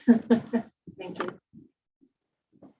So again, this ordinance came about because the council is, it's interesting. We did a survey, and one of the things in the survey, people don't think that the council responds to their comments. However, both of these ordinances are the council responding to comments they've received from the community. They ask us to take a look at our multifamily residential development standards and our attached and multifamily residential standards. This ordinance was adopted first in 2018. Prior to 2018, we were very fortunate in that whenever somebody came in with a multifamily project, they did a really, really good job. The Hidden Creek is very nice. You've got the Mountain View Retirement and the community that we've got people probably from that community in the audience today. You've got Cobblestone, Creekside, but we were starting to get more requests for multifamily. The neighbors were concerned that we didn't have any design standards. We didn't have any design standards for multifamily. And so we put together some design standards, went through the process, and they've been in place for a little over 3 years now. It's time to relook at them again. One of the things that we are doing, excuse me, once again, this is an existing ordinance. This is not a new ordinance. We are making changes to it. One of the things that we want to do in this one as well is to clarify for the developer just exactly what they need to bring in. One of the things on both the mixed use and the multifamily, the single family attached and multifamily, and just really quick, single family attached refers more to ownership. Though like townhomes would be considered single family attached because generally a person owns from the top to the bottom. They own the ground underneath their little chunk. So you may have 5 units in one big building, but on top of the ground under that is divided into 5 pieces of ground. So in single family attached, they have their own tax number. Now, this is the way Providence does it. Other communities may do it differently, but this is the way Providence it does it. And single family attached is pretty standard that way. Multifamily is what we consider our apartments. That's one big building that's owned by a corporation or an individual or whatever, but they're renting out. So they've got multiple units within them. They may have the same 5 units, but the one person owns the whole property. Each unit does not have its own individual number. So multifamily, that's when I say single family attached and multifamily, that's kind of the difference. We're asking in both multifamily and the mixed use, this planning commission gets involved right from the get-go, pretty much. The plans do come in to the staff to look at them and do a cursory review to make sure that technically they're applying with the ordinances. But because these are design standards and the mixed use has certain design elements to it, the planning commission gets involved at the conceptual plan stage. Normally, that is just a staff thing on a normal development, but the planning commission gets involved right from the get-go. And so we want to make sure that when a concept plan comes in, it shows a general site plan showing the approximate building locations, proposed road layouts, proposed open space, general parking layouts, anticipated public and private amenities and their locations, and they have to be clearly marked. Excuse me. The preliminary plat increases on that. It takes what we started in the concept plan, and then you have to have the architectural plans that include the elevations for all buildings, the color renderings of the design, the site elements, the building facades, the project data sheet listing the exterior of all materials. Then we move on. Preliminary also shows parking layouts and details resident parking. Excuse me one second.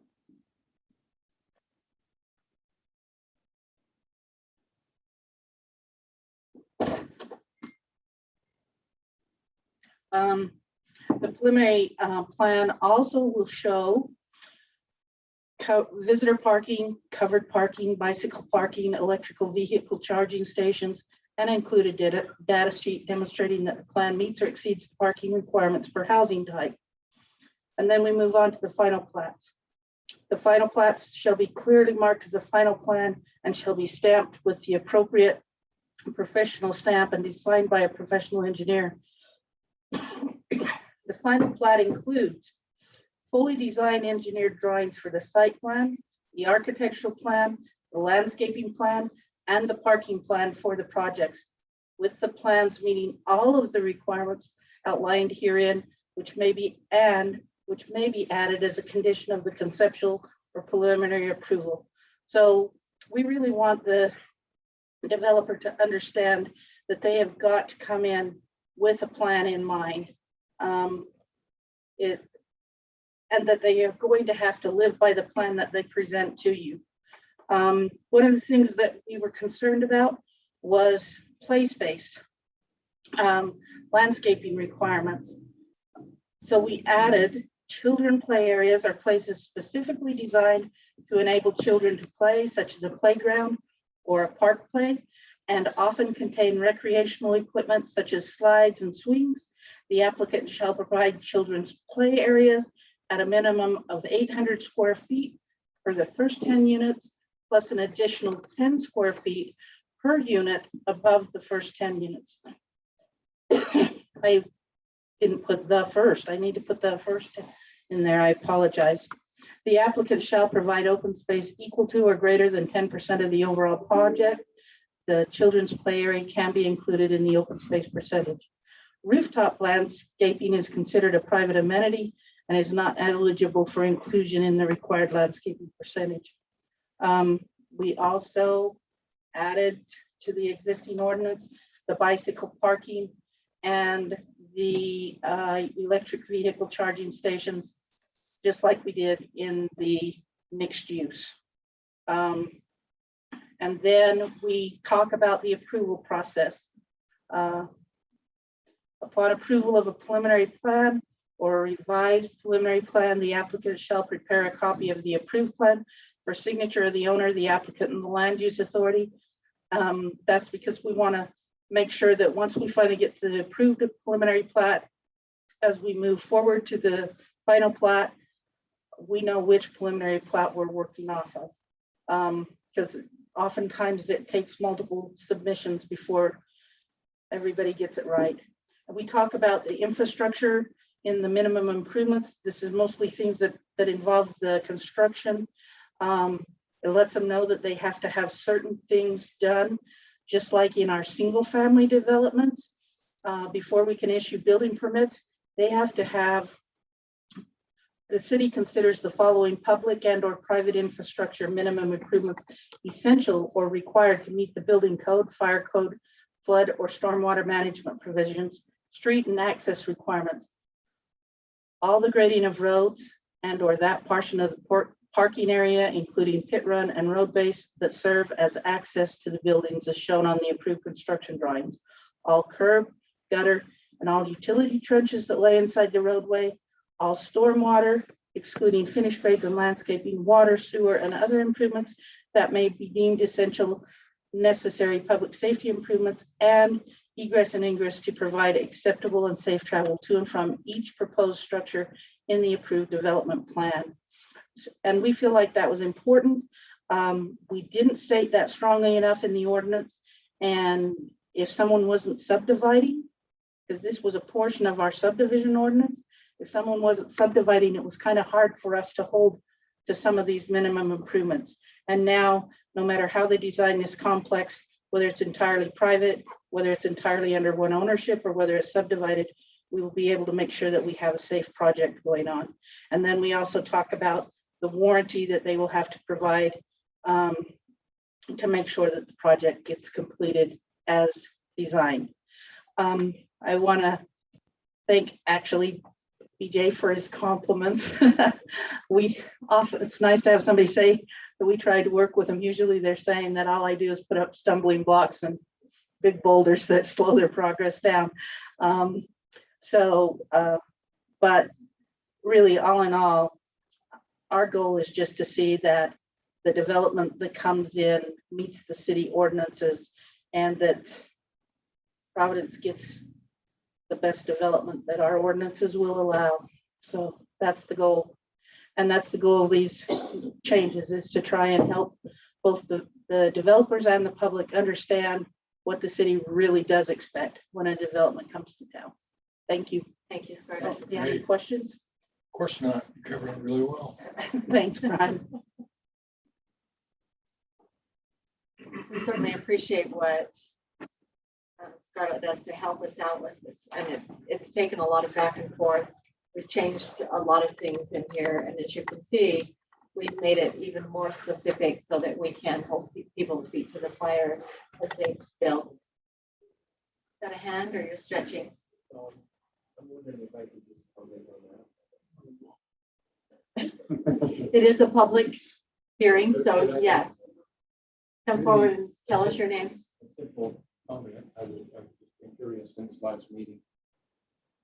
My name is Kent Dunkley, and in the last meeting, a proposal was presented before the city council or the planning and zoning, I don't remember which, about a new proposal just to the south of the church by Visionary over here. And they were talking about their parking, and I don't know what the parking requirements are, but they said they have a lot of parking, adequate parking. They mentioned that they have the garages, plus they have some on-site visitor parking. And I just thought that was really interesting, because how many of the townhomes or us park in our garage, or do we use our garages for storage? And should they be counted 100% for parking, or should it be some other percentage? And I don't know how you handle that, Scarlett, but I just found that interesting when that was proposed, that he used the word something like adequate or an abundance of parking. I thought, well, not really, if half of the garages are full of stuff. So just a comment. Well, Ken, how full is your garage? Right now, Oh, I can fit two cars in there, Very good. but I do have other stuff there. Yes. Brian, don't get personal. Oh. We just, so you know, we don't feel that strongly about what you got in your garage. We're not here for that. I'll be quick, but can I come down this one? Okay. So again, BJ Smith, but I mean, this is, I guess, kind of ironic that this kind of comes full circle to part of what I was saying on the first time I commented here on the BJ Smith show tonight. But I think a lot of what people don't understand with like Scarlett when they come and talk to her, but Scarlett's bound by what's on the paper. Doesn't matter if she likes it, doesn't like it. Doesn't matter even frankly if it makes sense. None of that matters. It matters what's on the paper. And this is the decision point that gets determined to determine what matters. One of my chief concerns is that, and I've just, it's bothered me forever since I built my home in Hammond Lane, is there's really no accountability requirement for developers in the state. And I don't know what the city can do. And I'm like, not for regulation, trust me, but there's still prudence because money talks. And I've seen enough. I've been on both sides. I'm a landscaper. I come in, and in some cities I have to go in and I have to landscape to the code, to the point it's so silly that Logan City has made us plant shrubs in lawn areas to meet a shrub count on a property to release escrow money. All the way to there's developers that tell me, and 50% of my business right now for Canyon Landscaping is apartment complexes and or retirement homes. All the way to we've had developers, well, we'll suggest a drainage thing. And they're just like, I literally am not going to do that. I'll deal with it if there's a problem. Sure enough, there's a problem. And then it's like pulling teeth. But he's not required to because there's no accountability system. To go be a handyman and provide any service and to plant a shrub in someone's yard in the state of Utah, you have to be licensed. You have to go get a professional not a contractor's, but up to $3,000 of work unless they change the number. You have to go get this license number. But to go buy $1 million piece of property and put $20 million in homes on it, you don't have to do anything. You can file some this is my favorite, the covenants. What do they call those? CC&Rs. But no one can enforce it unless the private residents decide to sue.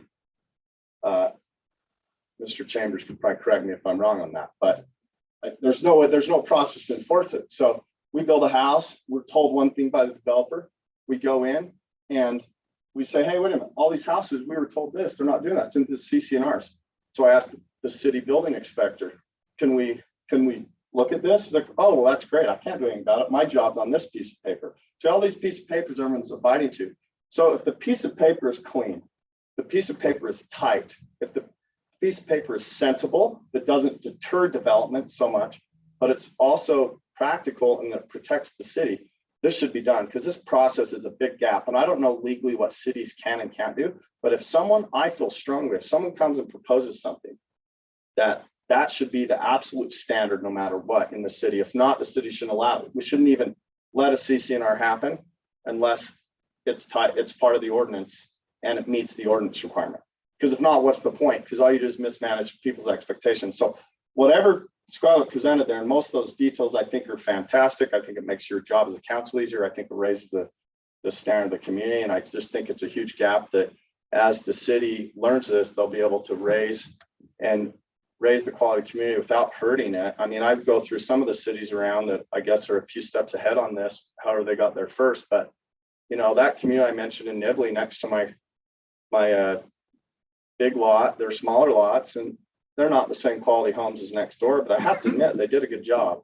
But the only reason they did a good job is that city had a strict guideline of in order to do this smaller lot, you have to have this, it has to be this XYZ per square footage, you have to do this. It was a negotiation and neighbors came together, and without that paper, they wouldn't have done it. And money talks, and the incentive for the developer would have been to save money. Who wouldn't?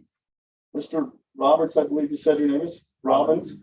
I'm sure he's a great guy, and I'm sure in his mind and his heart, he is a member of the community. Nothing he wants to do would be detrimental, sure, but that doesn't mean that our choices aren't detrimental. I mean, our desire doesn't always merge with our action. So I'm all for this, whatever that process is, so that we don't have another one of these where someone like Mr. Robbins gets to come in and frankly, unprepared in my opinion, but it looks like it may appear to meet this current statute and ordinance. So anyways, thank you very much. Thank you. Okay. So any other comments on this particular code amendment? Okay. I will close the public hearing on that portion of the meeting.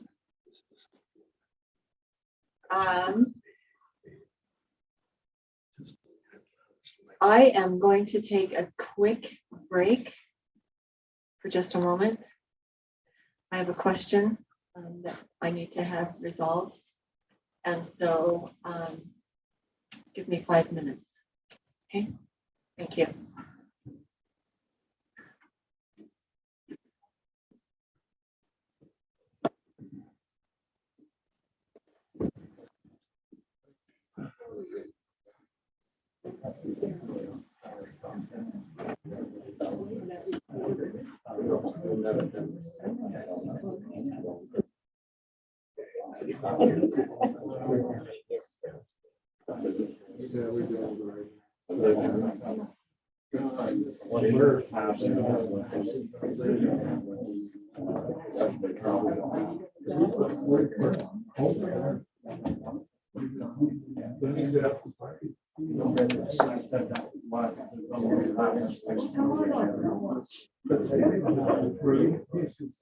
Well, we know that some of this is will agree to whatever they're saying. There's also different requirements. 6,000 and so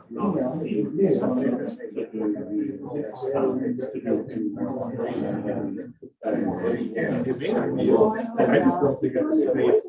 I mean, it's obviously kind of less than the left. Like the wetland, all you can do for hydrants. There's no answer. Well,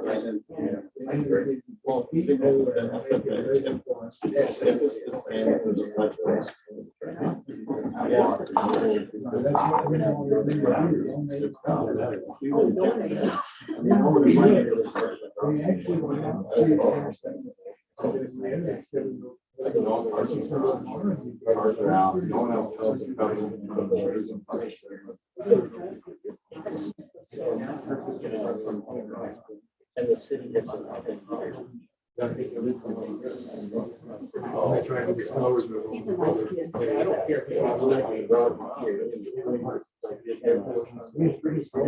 Two cars. Now we have two cars. 290,000. You'll have to work. 290,000 was the Ms. Robin?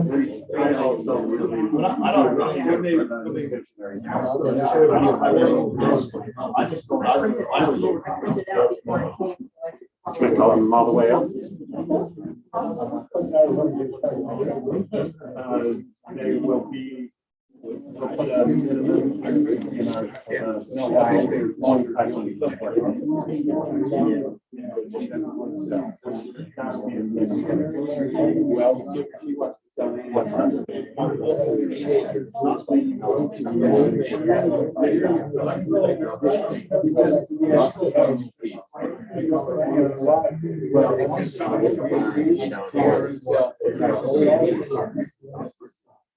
yeah, we're planning on going smaller than that. Well, this is the minimum. We can go. There will be a lot more flexibility on the, we'll offer a much wider range. Yeah. Yeah, I actually, on one of the plans I have drawn out, I actually drew out the houses, just, I mapped another development. We're taking out a 2-car garage, and doesn't allow for it. And what I realized that I was like, yeah, what did you say? Providence used to be called the Spring City. Spring City. I don't know why. When I hear about something like that, I try and incorporate it into mine.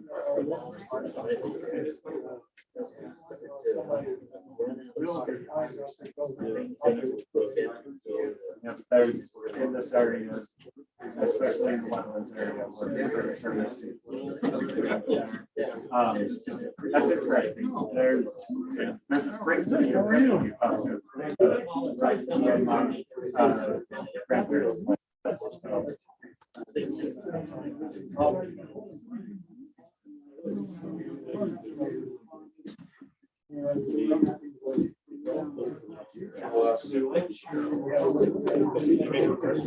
Yeah. That's why this area. Okay, we'll reconvene the meeting.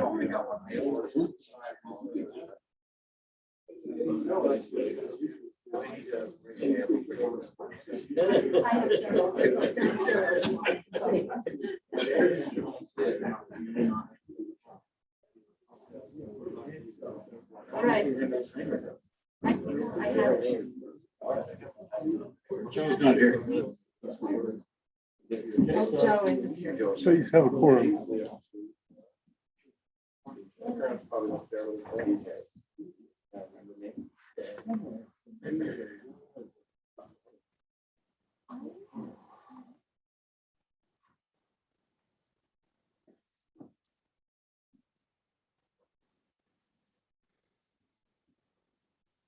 Sorry, we're missing a member for a moment. So you can. We didn't want to interrupt. I'm your neighbor. Around the corner. If anybody has a joke, Brian. Alan Wayne. I don't. It was a little circle where it cuts out. I grew up with Lori. He is the alternate. Borrowed my Oh, there you go. borrowed my tractor last night. I'm on. We talked about when you were talking. Built the house. That's my house. Yeah. Yes. Yeah. That was a good time. We missed. Okay, we're back. Okay, So now we have some action items that involve the public comment part of this meeting. And so the first one is item number 4. It's a rezone application. Providence City Planning Commission will consider and may recommend to the Providence City Council, just so that you know, we are not the body that says yes or no. We're the body that recommends to the city council. And the city council is the one who says, who either accepts our recommendation or turns it down. So we will recommend to the city council the application to rezone parcel 02-092-0020 from an agricultural zone to a single family high zone.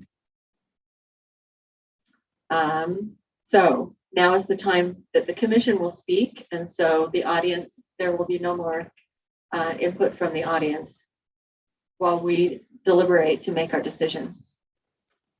So, kind of feedback do each of you have? Questions? There was concerns about the wetlands. My understanding is the wetlands will take care of themselves. That is, they've got to, the developer's got to go through and work with and literally define what the wetlands are, because I know they're kind of gushy, they're kind of ambiguous. And I know that for the development to start, they've got to have a solid wetlands plan that's been approved. So I'm not sure that that's on our onus, that it's not our responsibility to work on that. So let me share with you Okay. my thoughts and the clarification that I needed. This meeting tonight is for a rezone of the property from agricultural to single family high. That's what we are looking for. Just because we give our recommendation, and should it be to recommend that we rezone it, the developer still doesn't mean that he can build exactly what he wants to build. He still will be under the gun to make a decision and to come up with the engineering plans that are reviewed by our city engineers to mitigate the issues that each of you have talked about. And so, again, our job tonight is to decide whether this area is one that could be single family high from farming. Our job is not to determine whether it's going to drain correctly, whether it's going to be not the place where the tailwater goes, whatever. The things that have been talked about tonight. The developer will be responsible for proving that those things are taken care of as he moves forward through his process. This is not the end permission for him to do exactly what he wants to do. He still does not have designation from the Army Corps of Engineers. And sometimes that takes a little while. I'm speaking from experience. And so all of those things have to take place before that building can take place. So our job tonight is to decide if this area is someplace, if it makes sense to do single family high in this area. Okay, I got a different comment. I'll retract that one. Okay. I think it would be considering the properties, the parcels, and the zoning that are adjacent to 292 and 20. I think it might be a really good idea to let this, or to suggest to the council to make this zoning change. Okay. And we'll get to, are you making that a motion?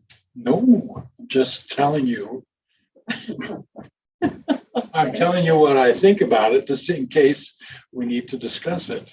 Okay. So, because once the motions are made, we do discussion as well. So, okay.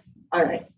So, comments from anyone I'm else? interested in, because I'm interested in the over 55 communities. I'm not the right age to pick on. Getting too old for those. Well, some of us are there as well. Oh, you. Okay, anyone else? Comments? Can we table this until we hear from the Army Corps? He is not coming with a plan. He is not coming with a proposal for a plan. He's coming asking for a zone change. So that's what we're considering tonight, not his site plan or anything like that. It's hard to speculate, but would the Army Corps of Engineers say, we don't think there's anything should be going on here? They might. And if they do, then that's a problem for him. But even if they did, it's still for a mitigation bank. Purchase property. I'm trying to get the microphone. So you don't say that you get to the microphone. He could, purchase other property to put it in the wetlands and then do whatever he needs to do to mitigate the entire parcel. Those options are open. He has to mitigate with twice as much property somewhere else in order to mitigate wetlands. But I think more in question that we're really not dealing with in this meeting, Right. I think, is drainage and where that drainage is going to go. But as a developer, he will have to prove that before anyone gives approval for him to build any buildings. And we've got excellent engineering firm that works with us. He'll have to submit geotechnical reports. So there's a lot to be done by the developer. Again, all we're considering tonight is a zone change. We're not considering all of the stuff that goes along with the engineering of it and the drainage. I do have a comment. Okay. I actually would like to talk to Brian about the adjacent zoning, because to the northeast, it's single family high density. You've got that one home in there that is single family. It's just right in the middle of it. And then you've got Mr. Hoff's property to the north that is designated as single family traditional, and then that one parcel. And then you've got to the south a multifamily residential density. And, it looks like that area doesn't know what we're doing with it, to be honest with you, in my opinion. Because there are so many zones there, is that what you're saying? Yeah. They'll come together. The person who has the single family traditional, there's all of a sudden that becomes just a spot zoning in the middle of that. I'm not opposed to it, Brian, but I'm just concerned about that.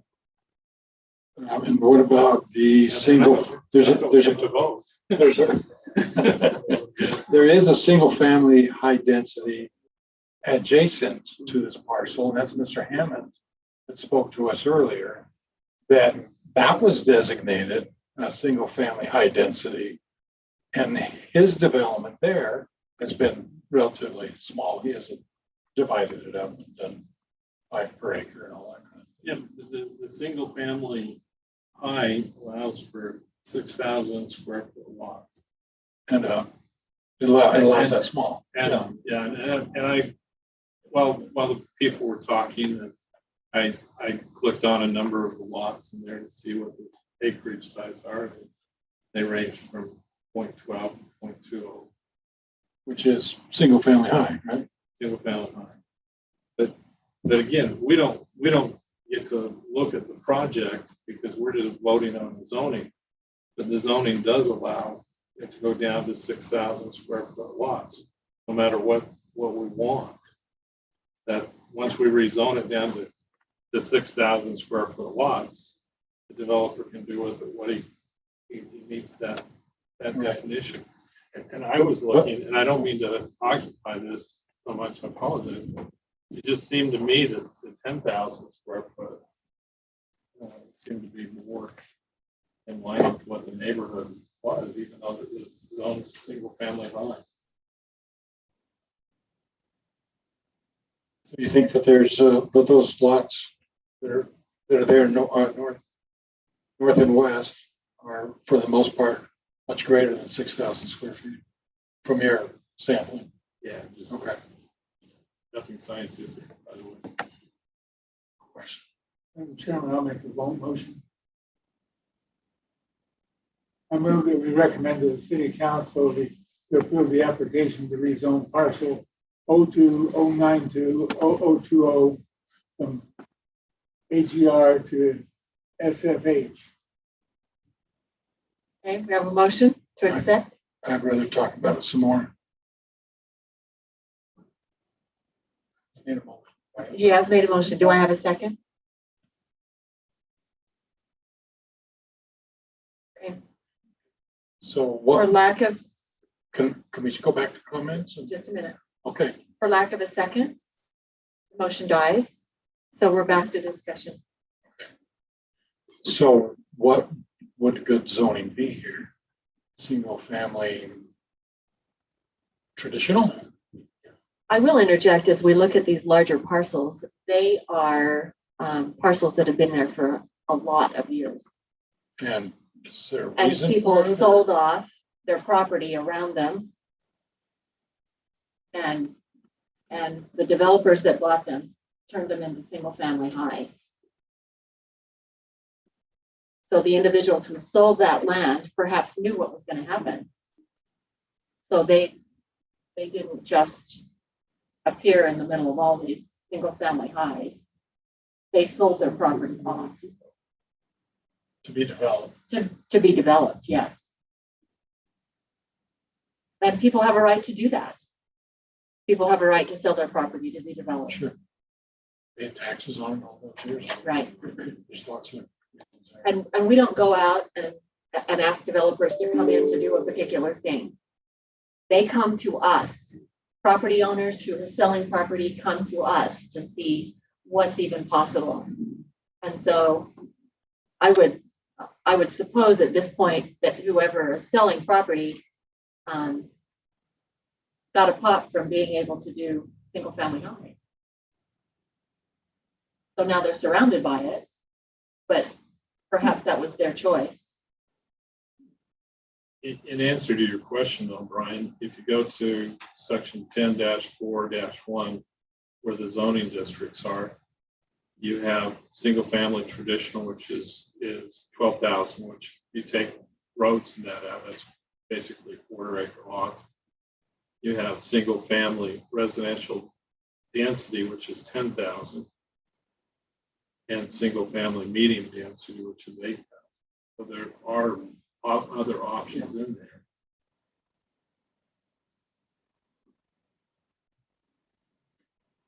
I think the other thing is, Madam Chair, is if it's going to be designated, if it was going to be a senior community for 55 and older, they don't want big lots. I mean, they want a smaller home. They want less yard to take care of or no yard. Right. So, you know, I think that would be the thing, but I don't want to give this property the ability to have those small lots. I just think that everything you've heard from the neighbors, community, and then also what looks around, I think that's a big thing. If it was going to be more senior community, 55 and older, then I would support that, subject to all the other requirements and issues being dealt with. There's a lot of issues on this property. But if it isn't going to be that, I don't want to open the door that it could just go to 6,000 square foot lots for home builders. And it's just I just think that's defeating the purpose there. Is Andrews Lane, is that single family high? That whole orange area. Okay. Yep.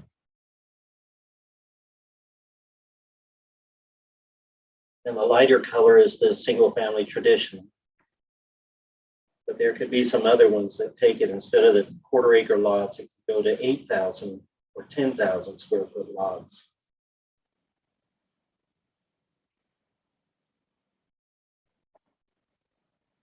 So this parcel is developable. We're not saying that we shouldn't we don't want to see it develop. We want to leave it in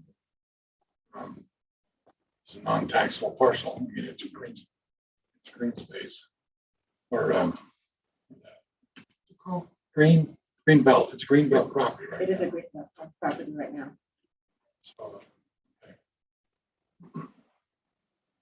okay, I'm comfortable. I don't have anything else to say about it, unless I got to defend myself against Joe. You know, it's good to look at everything and to question everything. But again, what we're looking at is the zoning. We're not looking at whether, from an engineering standpoint, it will withstand slab on grade. Okay, any other comments? I'll entertain a motion.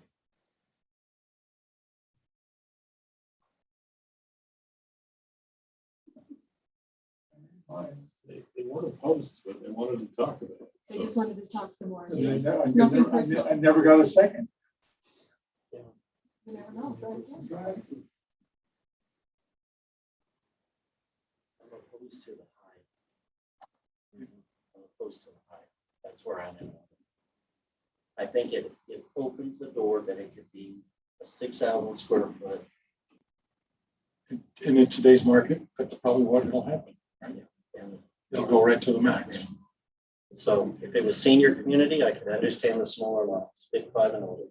But the potential to be just a development, community development, I'm opposed to the total, the 6,000 square foot high density. I want to ask Kent a question. Can you come up, please?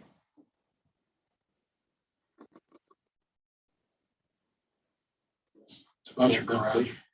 About your garage. We don't know, want to know about your garage.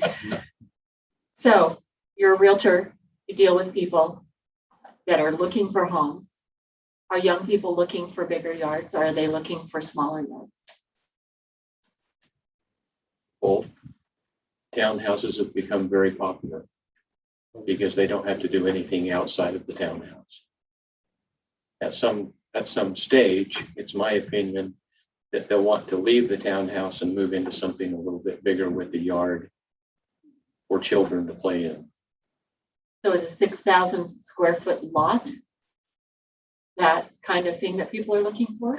Are those the lot sizes now in the orange, if that's the right color? If it's single family high, that's what it would be That's what it is. in the orange. That's what it could have been. They didn't. They didn't do that. Like has been said tonight, that's a very popular area. There is a lot of movement in that area. Why do you see the movement? When people move out, move in, what do they think? I think Entry level? space. I think space, yes, and Yards. entry level, and they want to move up. Ryan, you had a comment. I was just gonna find, I think about 1.4 is kind of similar to the 6,000. So to find one that would be similar in size, I was just looking at that 1.4 acres. You're looking kind of along that spot. Any of these internal ones are larger than that, but it's kind of a row that these are about 6,000 square foot lots of the 0.14. But a lot of them are not that, but that is the smallest of some of those. So that's what I was trying to find to show you. So that we have a visual picture of The visual. that. Okay. One other comment, some of those homes, the most recent home that was listed in that area that I'm aware of was 419,000. So that is not a starter home. It is. Well, Unfortunately, it is. right. So we may see less turnover there just because of the cost. No? It's still a starter home. And townhomes are starter homes now, and they're approaching 390,000. Thank you. Appreciate it. I have 9 grandchildren that are married with families of up to 4 children, and only 2 of them want a home. The other 7 want townhomes, they have bought them, and they're so satisfied, they want to stay in them. So you ask about, I have family to say which way to go. We have plenty of that in that area. We're just asking for some people to want to live there long term. It helps the community. I'd like to tell you that we're in charge of that, but we're not. You open the door by approving the zoning. I think you understand that. Okay, yes, we understand that. Okay. Do we have a motion? Let's take a stab at a motion. Because your choices are a motion to approve, to disapprove, or to Now you- table. I'm not good with words, and that's why I stay away from this, but I propose that we accept I propose that we reject the rezone application on parcel number 2, 92, and 20 from agricultural to single-family high-density zoning. Did I cover it? Just say that you propose that the council, you recommend that the council rejects. If you say that you're recommending that the council rejects, then that's the appropriate way to go. The council I'm talking about is the city council. So Yes, that's our, council. okay. So I propose that the city council reject the rezoning on 292 and 20.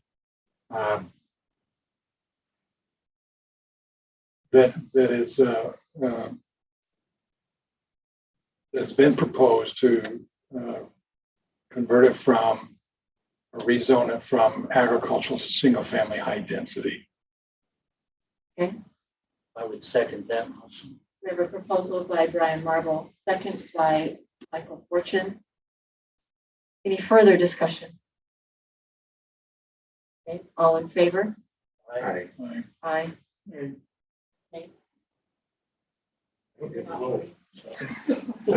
Show me your feelings, Joe. Joe, down here, show me your feelings. Okay, so the proposal has been rejected. Or we are recommending that the city council reject that. So the motion passes. We'll go on to the next. Item number 5 is the mixed use district.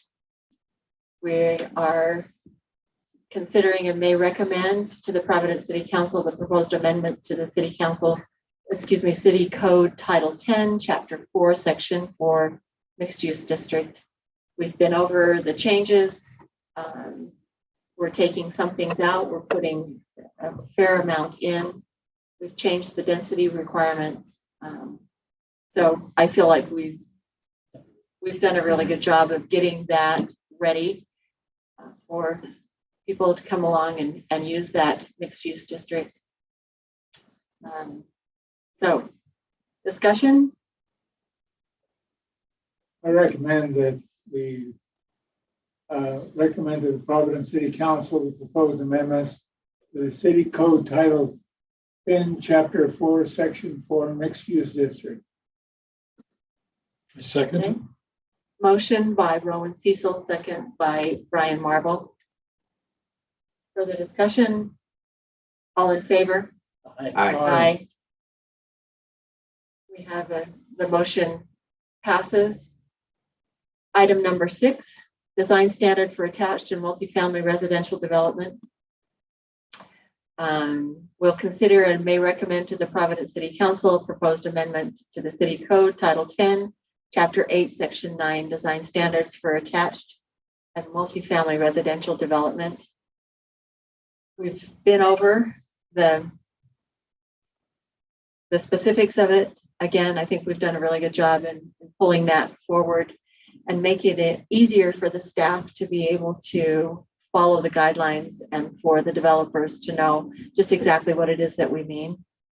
And so I will entertain.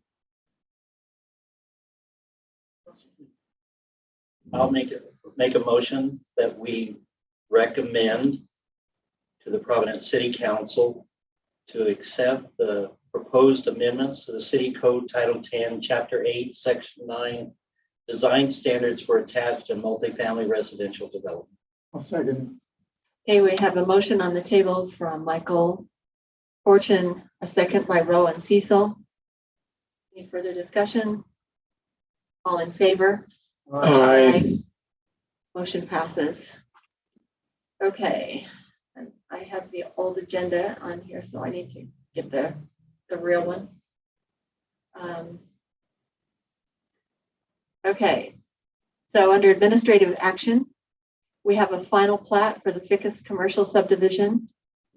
The Planning Commission will consider and may vote on a request to approve a final plat for Ficus commercial subdivision, a 4-lot subdivision with 3 commercial lots and 1 remainder residential parcel located in the general area of 750 West, 300 South.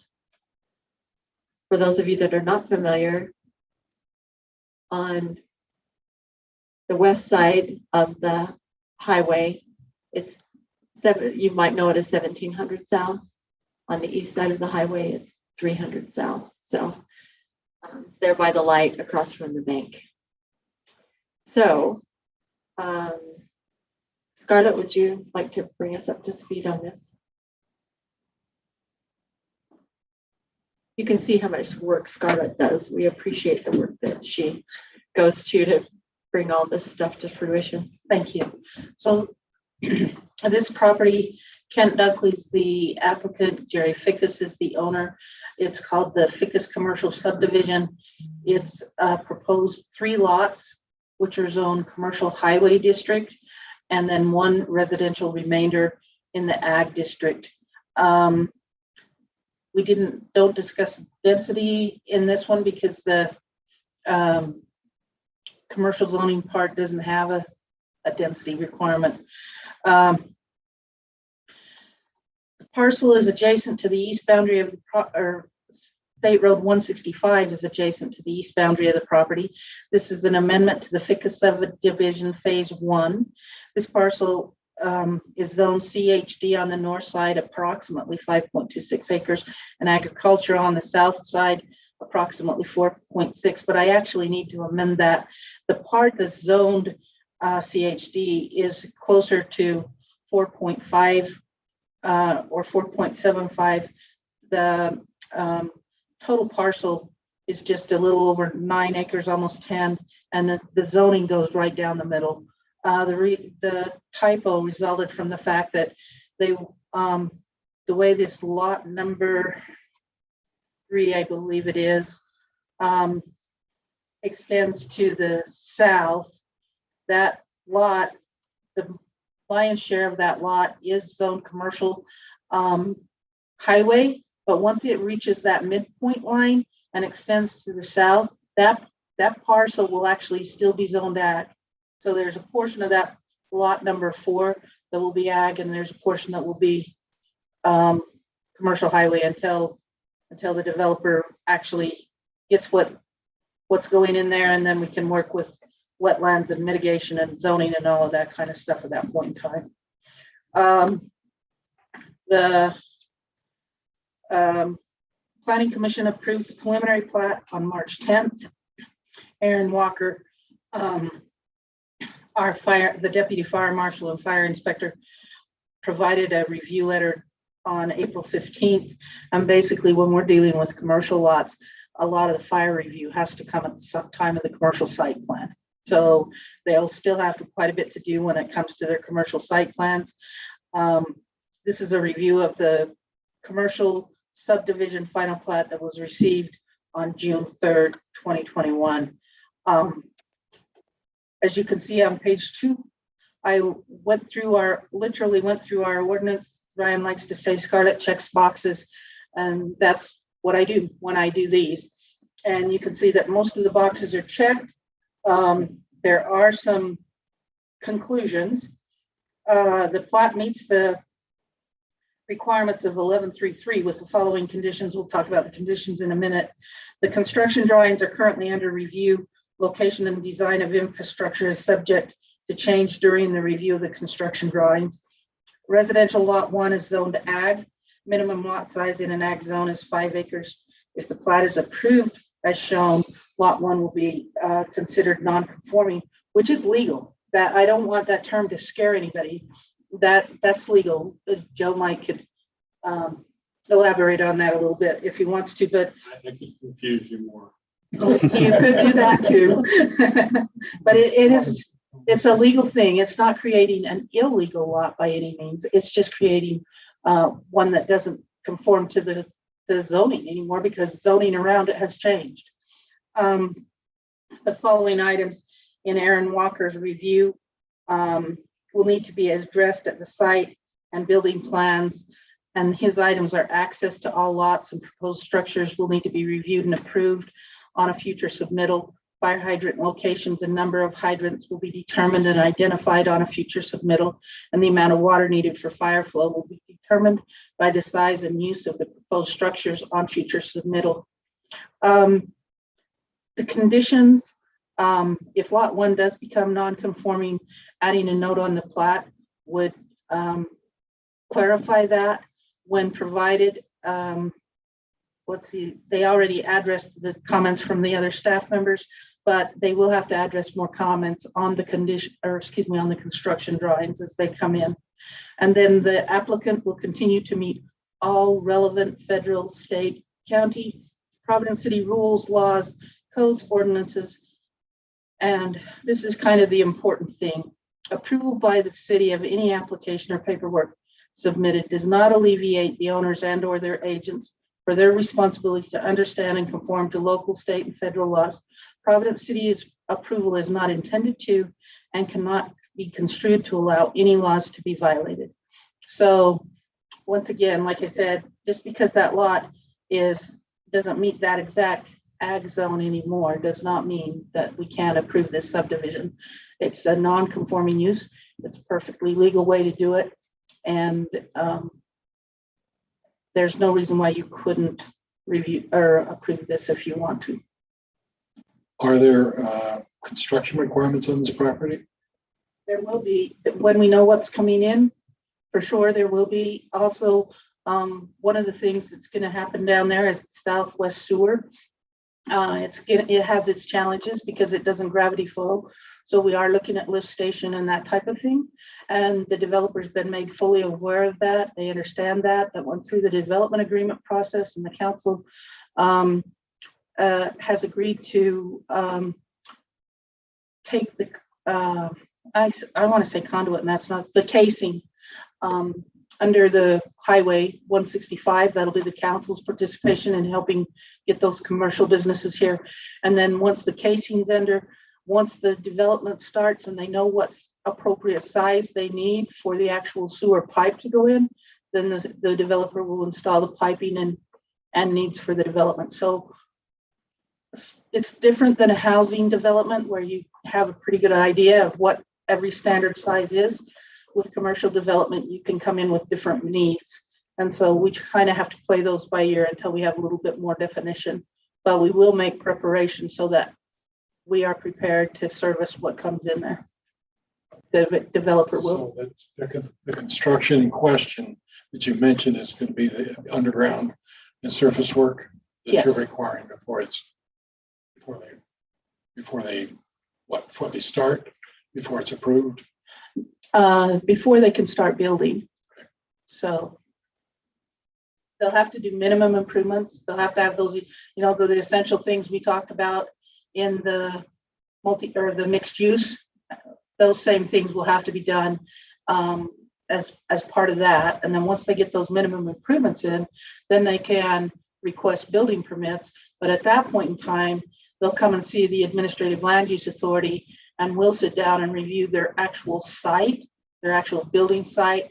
And then again, the fire marshal will get involved with that, and he'll make sure that the hydrants are strategically placed and whatnot, so that all of the areas of the building and the site can be served. It's just with commercial, there's a little more unknown than there is with a housing plan. So with the setbacks and parking and all those kind of things. Yeah, that will all depend on what building, what use actually goes in there, because the uses determine some of the parking requirements. So we work with that on the actual site plan. Okay, thanks. Yep. Thank you, Scarlett. Okay, discussion?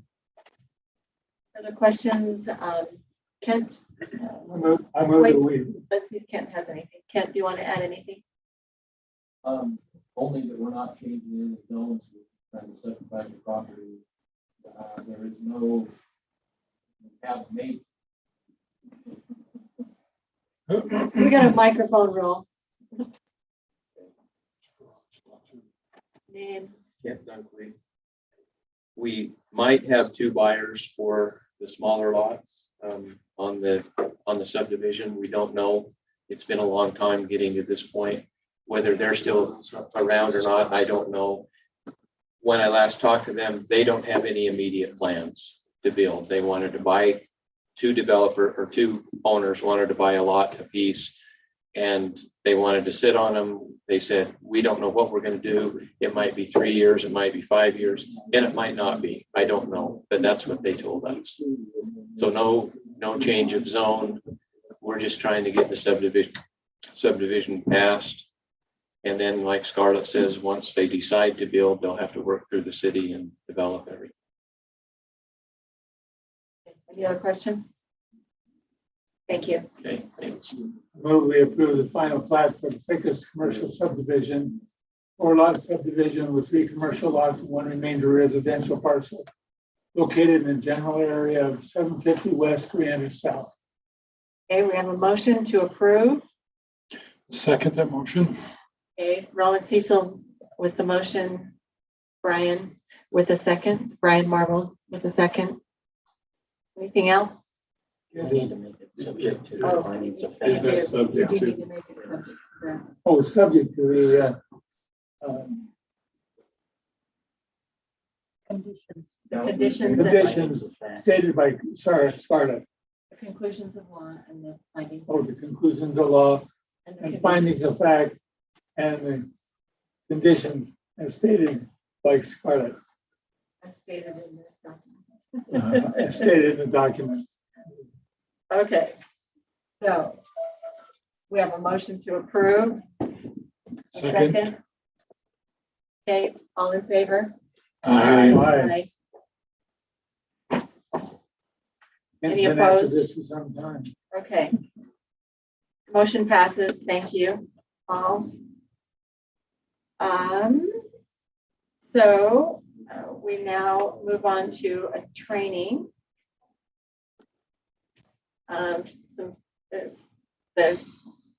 The title is study/training items. So we have 2.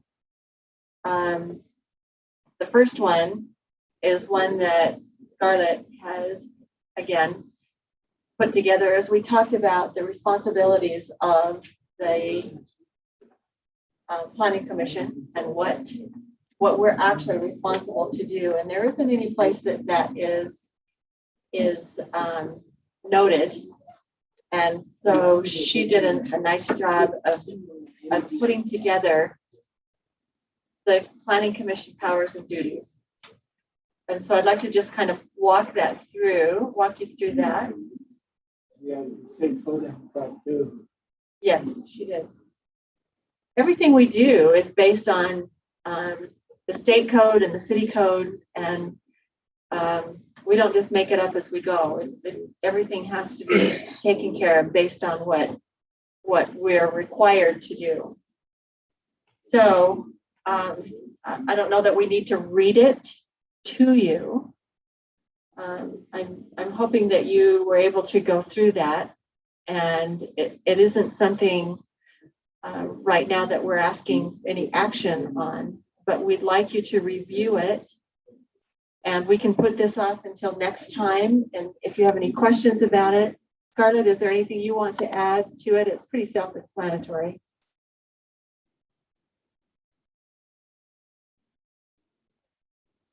I just want to keep in mind that it's a very summary.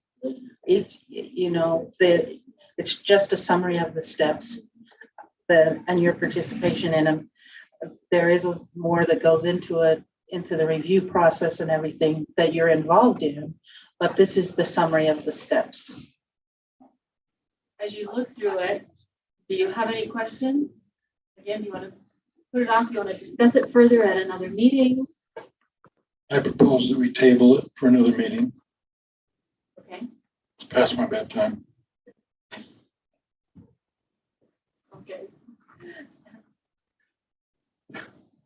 I think it's a good summary. I think Charlotte's done a really good job. I think it's a good summary and also for the, Okay. to incorporate the access to the state code. That all comes to it.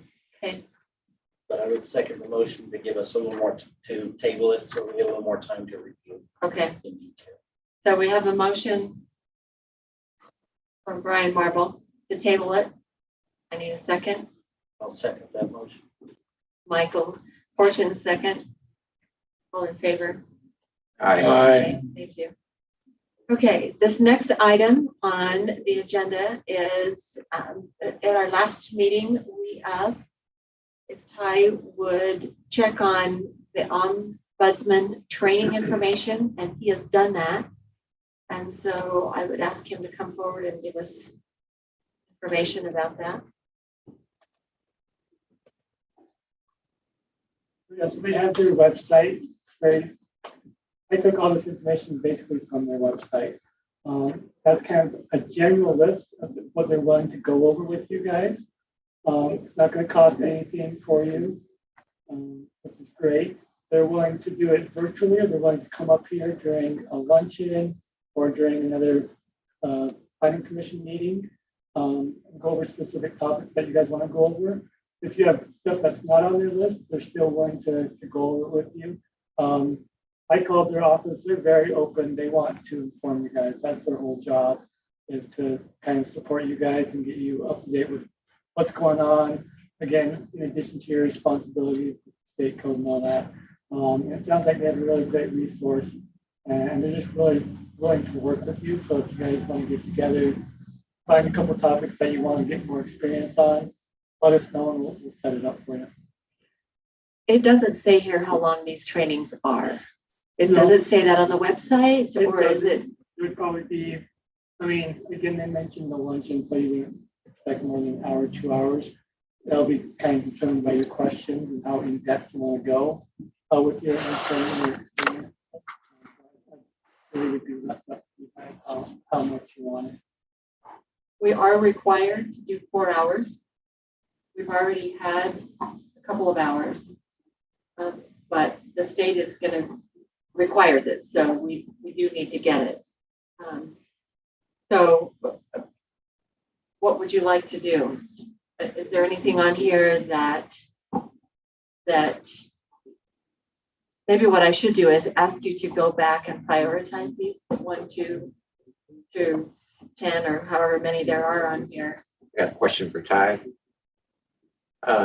Would Land Use 101 cover all of these topics? I think that's a 4-hour training right there, isn't it? Pretty close to it. I believe it covers most of the topics. Land Use 101 is a really good one to take for anybody that hasn't taken it, or to take it every year is a great training. I know we've had it a couple times up to. And Ty, could you look into asking him if he wants to do a Land Use 101? Yeah. I know it's a 4-hour.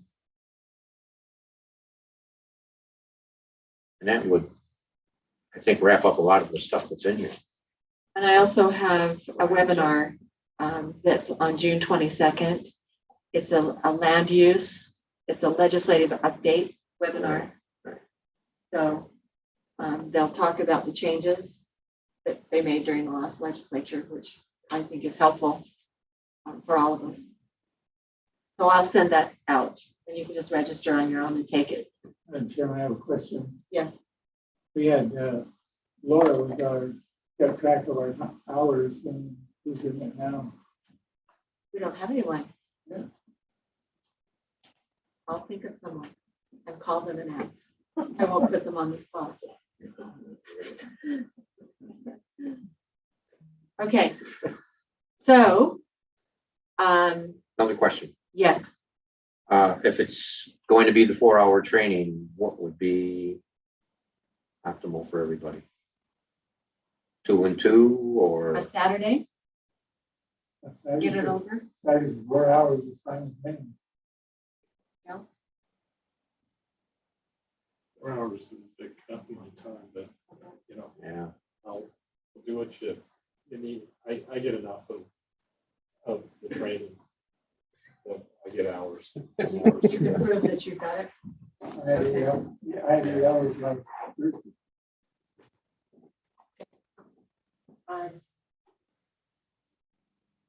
Okay, what I'd like to do is look into that and see what is possible. Okay. And I'll come back to our next meeting with a report on. I may how have we some can do that. information also. Yes. Okay, And this would be an annual thing. yes. One of the concerns I would have is the land use 101 is general training. But the way that Providence City has cut out the conditional use, I mean, a lot of the general training will talk about conditional uses, which are usually the subject matter of a lot of city and county planning commissions, but that's not our duty based on the way the ordinance is written. So the way Providence has their ordinance, I'd sort of like more specific training as to our form of land use, and clarify so we understand, you know, and not get general training about how Pleasant View City or Hiram does their planning commission. Good point. Make a comment. I agree that that's the way it's done, but we get a lot of conditional use through the administrative land use. But if that zoning law changes, it would come back through. So it would be good, and I agree with you, it would be good to have province specific. But if the laws change around conditional use so that we can broaden that out and reduce the number we have, it would come to this body to make changes to that. Just anyway, just as a thing, it would be good having a general knowledge of that. But I mean, your depth of knowledge is a lot greater. And so,